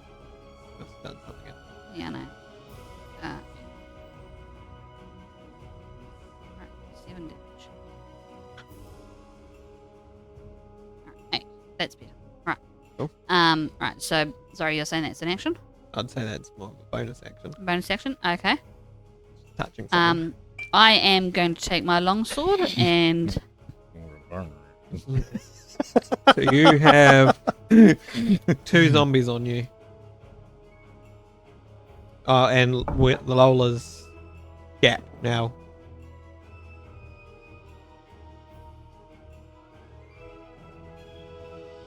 Yeah, I will grab my longsword and in a sweeping kind of arc. Okay? A sweeping arc. I'll just try and cut as many zombies, skeletons, etc. as I can. Okay. With a nat 20. Oh, nice. So that is a 1d10. I'm 2.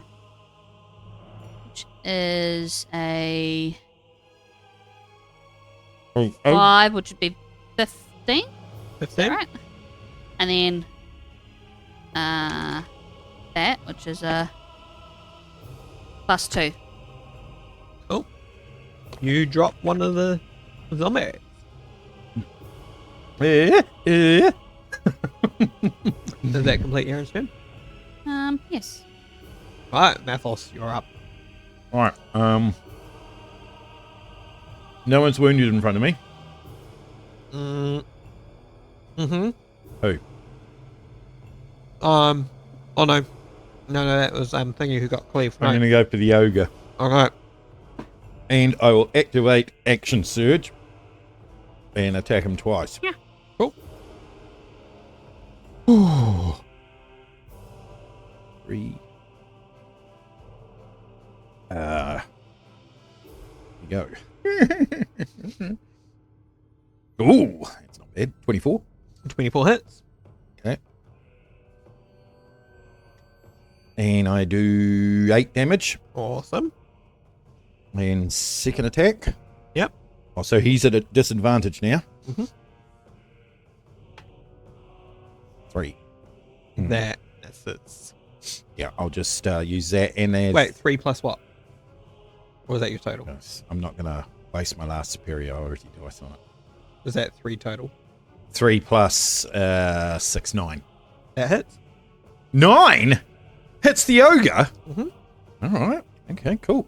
But no, it's a zombie, remember? Okay. I'm not going to argue. Oh, superiority. Not superiority. Savage attack. I will re-roll that.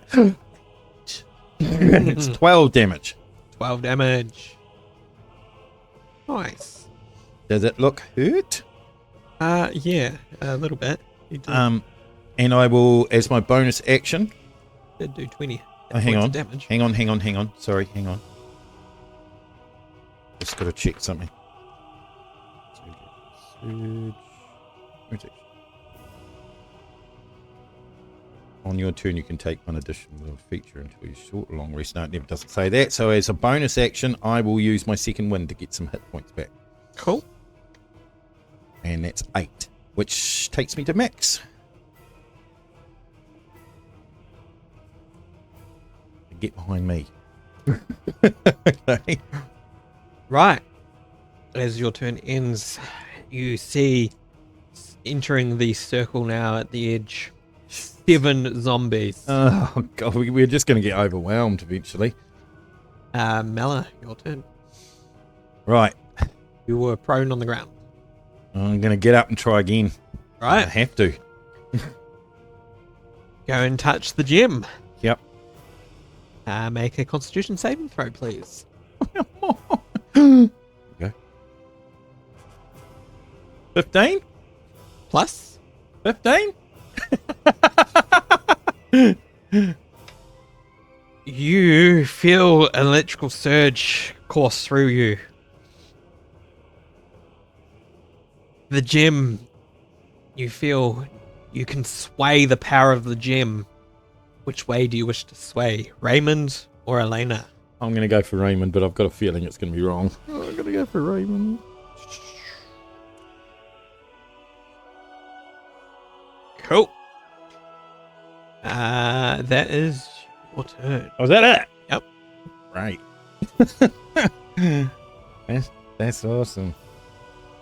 No indication of anything. You also hear the voice of Elena go, "You fool! You should be helping me defeat the liar." I don't want to help you, you bitch. You hear that conversation though, Lola, as well now. Or that part.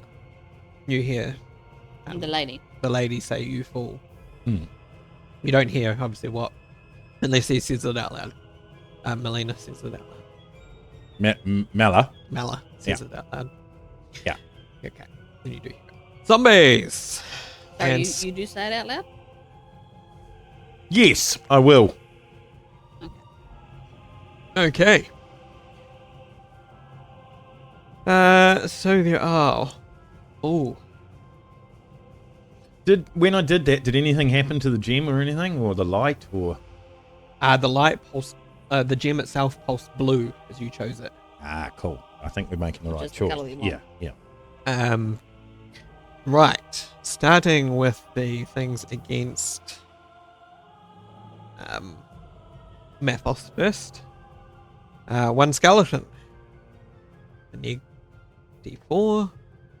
1, 2, a 19. Yeah, 19 hits. Ooh. You did minus the D4? Yep. Yep. Okay. Rolled a cool. 1. Max damage of 9. Yeah, I'll use my last thing to parry that. Okay.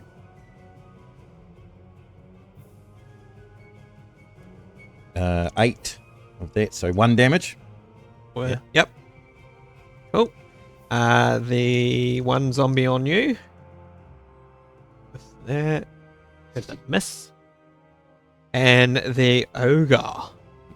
He's at disadvantage. He's at disadvantage. Yep. Awesome. Oh, he only gets to make 1 attack. Cool. Just double checking that. Disadvantage with a negative D4. Misses. Cool.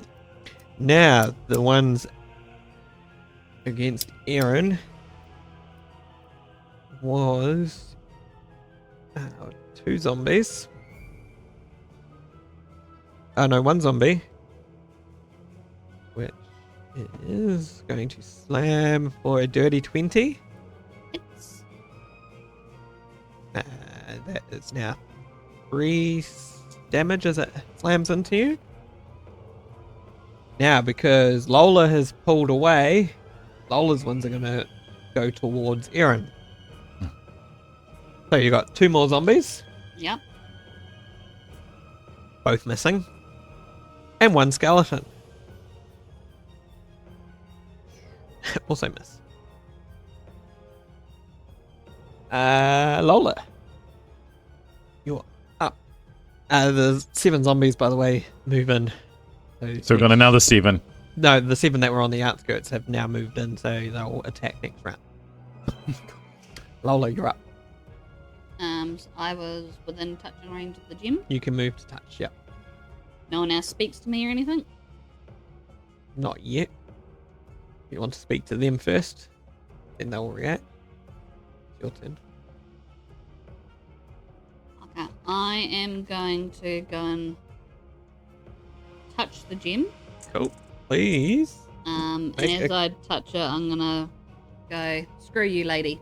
Oh. You fool! Touch the gem. Please make a Constitution saving throw.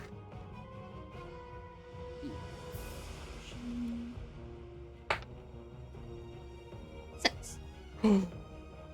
Right. 2. You are now thrown back from the gem. and you take a total of 6 necrotic damage and a point of exhaustion. That's really important, that exhaustion point, because if you get 2 of them, you're screwed. It starts to really harm you. One's okay, but you get more than that, and you're in trouble. What does exhaustion actually do? It does big penalties to all your maneuvers and everything. You die if your exhaustion level is 6. Yep. When you make a D20 test, the roll is reduced by 2 times your exhaustion level. There you go. At the moment, You're at minus. We're both at -2. Yeah. As you do that, you see the gem change yellow, and the lightning that hit you is blue. Aaron, you're up.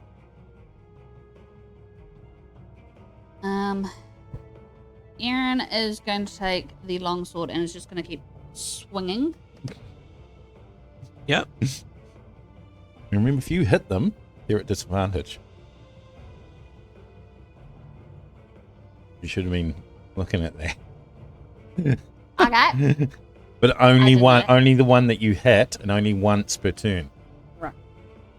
I don't think that 10. 10 against what were you aiming at? Whatever's in front of me.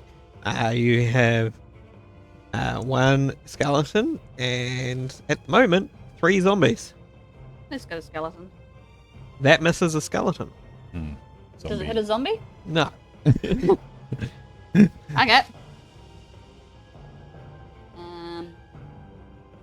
Do like paladins have anything else they can use? You got smites or anything like that? So they have smite, but you've got to hit that. Yeah.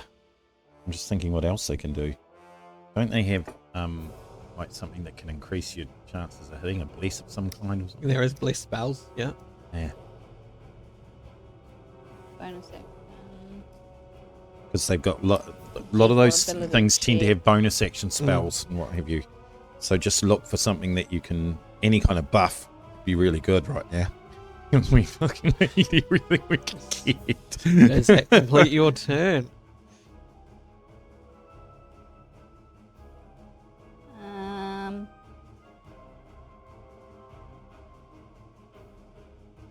I'm going to use Channel Divinity.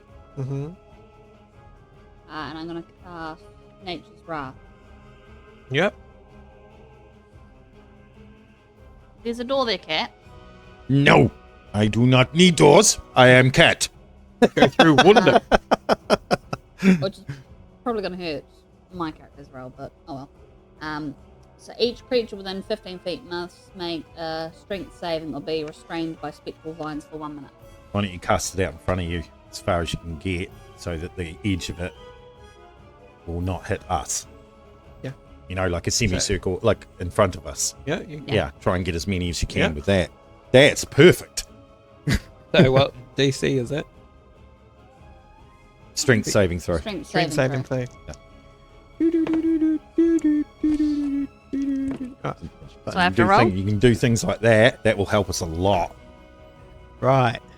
So they are incapacitated, I believe, right? Be restrained by spectral vines for 1 minute. See, that'd be good because we can actually like step back a bit, maybe, away from them, and then we won't be able to be attacked by everybody at once. Cool. So you managed to restrain a total of 7 zombies and 1 skeleton. So the ogre and what else? The ones close to your side are 3. Still, she was aiming at. Oh no, that's fine. Yeah. That means everything your side. So there is. So whatever's attacking me. 1 zombie, Mhm. 1 skeleton, and the ogre at the moment are all free. And there's 3 more zombies that are free that are just about to come in towards you. Okay. If I see this, can I don't know what the. It's Am your I turn aware now. of the tactical situation at the moment? What's happening around me? Yeah, you would be. Okay. Get that gem. I'll hold them. Get the gem. Because that's the only way. Get the gem. So next turn you're going to move? Yeah. Okay. Athos, you're up. I'm just going to hold my ground and Which one are you aiming at? the ogre. Yep.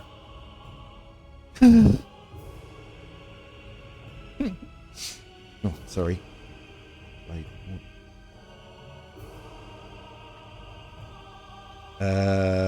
17. That hits the ogre.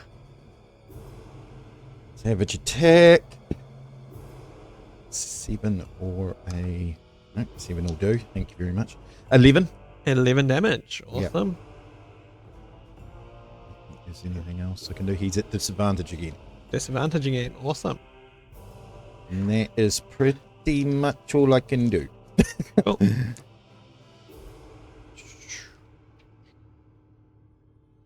I have 6 more rounds of Blade Ward, then I'm history. Cool. As your turn comes to an end, you see 3 more zombies appear at the edge of the clearing. Okay, just go hold my ground. Mala, you're up. That's you. Oh, Mala. Yeah. I Mala. thought you said Nala. No, she's outside. Right, Mala's just going to try and do the same thing again. Cool. Touch the gem. And have a constitution saving throw. Yes, please. Hold it.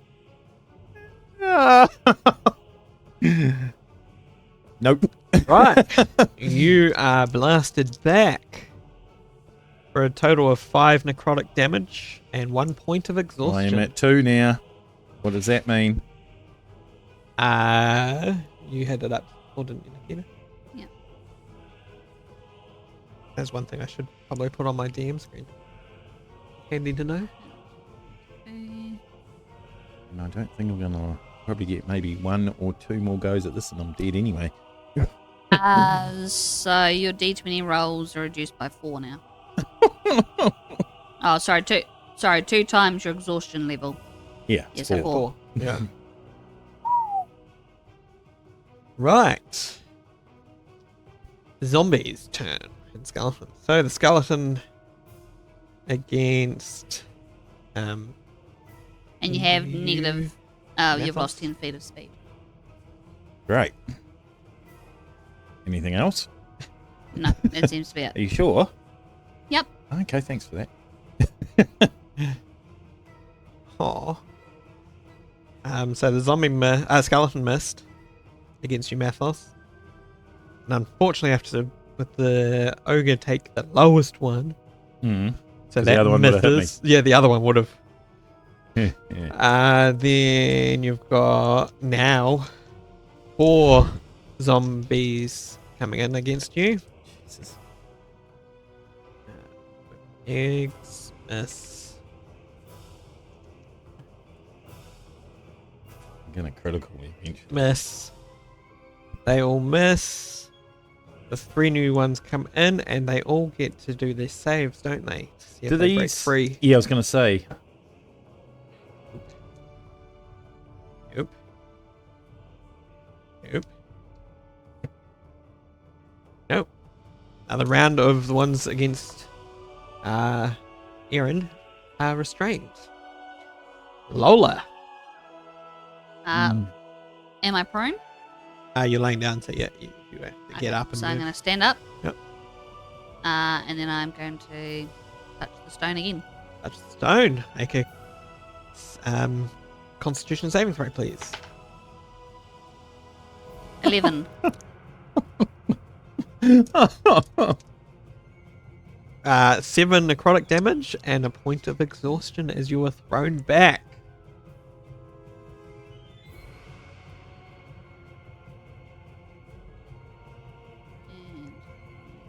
Do we have to actually touch it? I suppose we've got to, don't we? I must have hit my head on the full because I'm having nap time. Are you gone? Unconscious. 0 hit point. Aaron, you're up. You are going for the... I am going for the stone. Yeah. Okay. Your voice you hear first is... Ooh, okay. A male voice enters your head. My name is Raymond Hartsmore, Druid of the Misty Wood Circle. I beg you to please help me finally defeat this evil. Using my religion, Mm-hmm. can I tell the alignment, or do I recognize that this is a good voice that's speaking to me or anything like that? You may roll a religion. 18. 18. You do. You can hear it in his voice that he is one of a religious background. Through your training, as well as a paladin from the local area,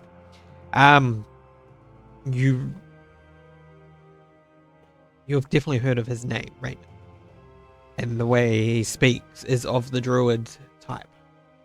as well. Okay. I'm going to respond then. How do I serve? What I need you to do. Behold!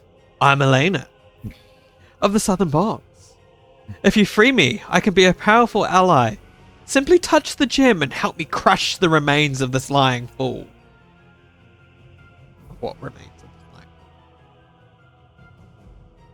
fool? I'm going to trust the other one that was speaking to me. You fool! And the voice does change back. Just touch the gem and allow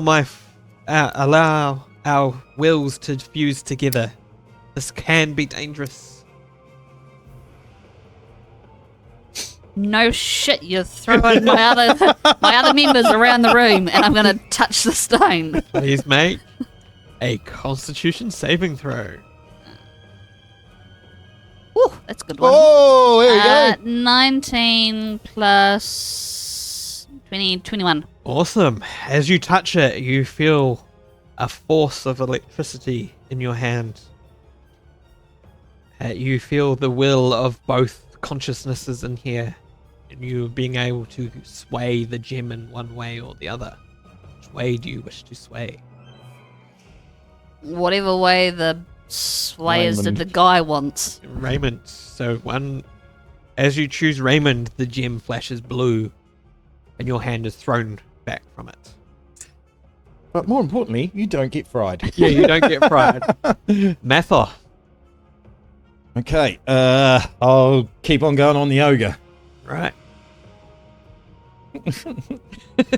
Sorry.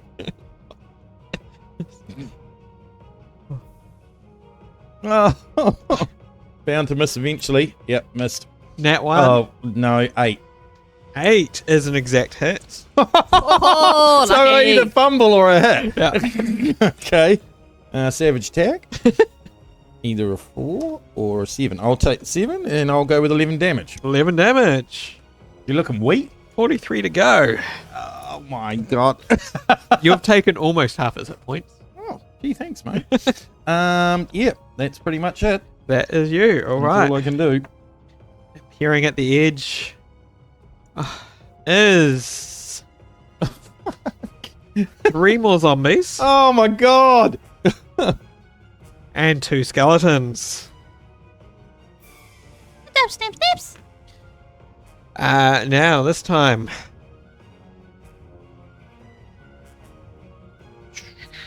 Oh, as you're the only one outside the circle, you're going to get those 3 that are joining from last round as well. So, working my way up. One of the skeletons.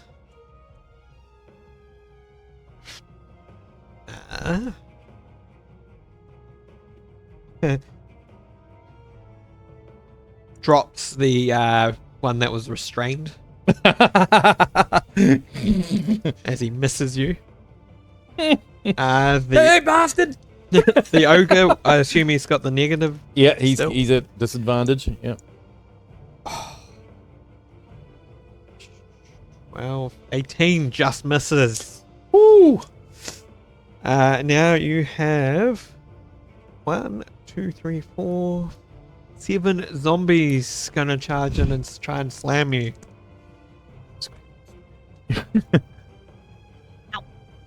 While that's happening, I'm gonna go see what Nala's doing. And... yeah, they're all missing apart from the one that did match to get a nat 20. Okay. Yeah. It was bound to happen eventually. Yeah, it was. Yeah. For a total of 8 damage. Okay.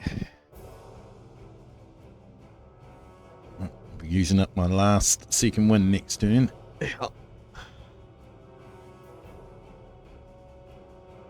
Still got 19 left. Not doing too badly. Sorry. That was just Mathos, wasn't it? Before, Yeah. wasn't it? Oh, fuck. I'm sorry, I skipped Mala. Oh, okay. Sorry. Yeah, my Mala's. Well, she's going to have another go at. What about Firebolt? Damage it? I just want to knock it off. Yeah, you can do that. It's the only thing I can think of because, I mean, I'm just about dead. Yep, make your Yeah. attack. It's spell attack bonus, isn't it? Yeah. Oh, hang on. Nope. 5, because I'm at -4. So, yeah. Your spell goes at it and hits, but does no damage. Okay. You hear Raymond's voice say, "Wait! As you damage the gem, she gains power. Unless you think you can destroy the gem with 1 hit, maybe 2, we'll have to find another way." Okay. Right. Well, I won't do that again. Right. Now it's Lola's turn. Mhm. You need to do a d20 roll. That's right. I'll look first then. We're almost done. One way or another. Oh, no. We're not going for a TPK. That is a fail. For 6. Aaron. Aaron is going to keep touching the stone. Touch the stone. Put his hand you're back on. unconscious, that's right. Oh, Yeah. God, no. Aaron puts his hand back on and... Nat 20! Yeah! Hey! You touch it with absolute force. Sheer will. Hey! You feel the electrical force of the way you can sway this gem. Which way do you wish to sway it? To the side that's not going to kill us, preferably. Well, it might still. As the third decision is made, you hear Elena's voice scream. As she screams, it seems to fade, and the gem begins to glow a bright blue light. The light from the moss and lichen overhead changes from that sickly yellow to a bright white, covering the area in daylight. Those undead creatures that were coming at you stop and turn back towards the jungle. You hear clattering of bones and as the zombies collapse back into the ground. You all hear the voice of Raymond saying, "Thank you for restoring the gem." What are we supposed to do with it? We take it with us? I don't know. With that, you have saved the gem. You may now complete this campaign. Here we go. Guys, so what do? We just take the gym back, do You we? take the gem back to the city, where the Leona Spitz will be delighted and pays you 250 gold for returning of the gem. Is that each? Well, it's a bit sad if it was between all 4 of us. Oh, I wouldn't be surprised. Yeah, not each, just total. Sorry. Sorry, they're a church. How much is the gym worth, just out of interest? 250 gold. There we go. What, on the black market? Or? So, what do we all think of I like my character. What do you think of the campaign? I did. I liked that actually. It was pretty cool. Yeah, It was simple, but really tough at the same time. So I thought it was quite well balanced. Like it had thinky parts and fighty parts, and we had to fight and think at the same time, which is a good mix. Always a good mix. Yeah. It's not necessarily good for our characters, though. No, not all of them. That's for sure. Well, I'm glad you guys enjoyed, and if our viewers enjoyed, go check out Draw20 at draw20.net for this and other one-shots that they have. Yay! Thanks, Lance, and Lance's mate. Thank you for joining us, and we'll catch you our next session, which is only like 5 days away. So we'll see you then. Don't forget to get your vote of the Change of Fate in, and thank you.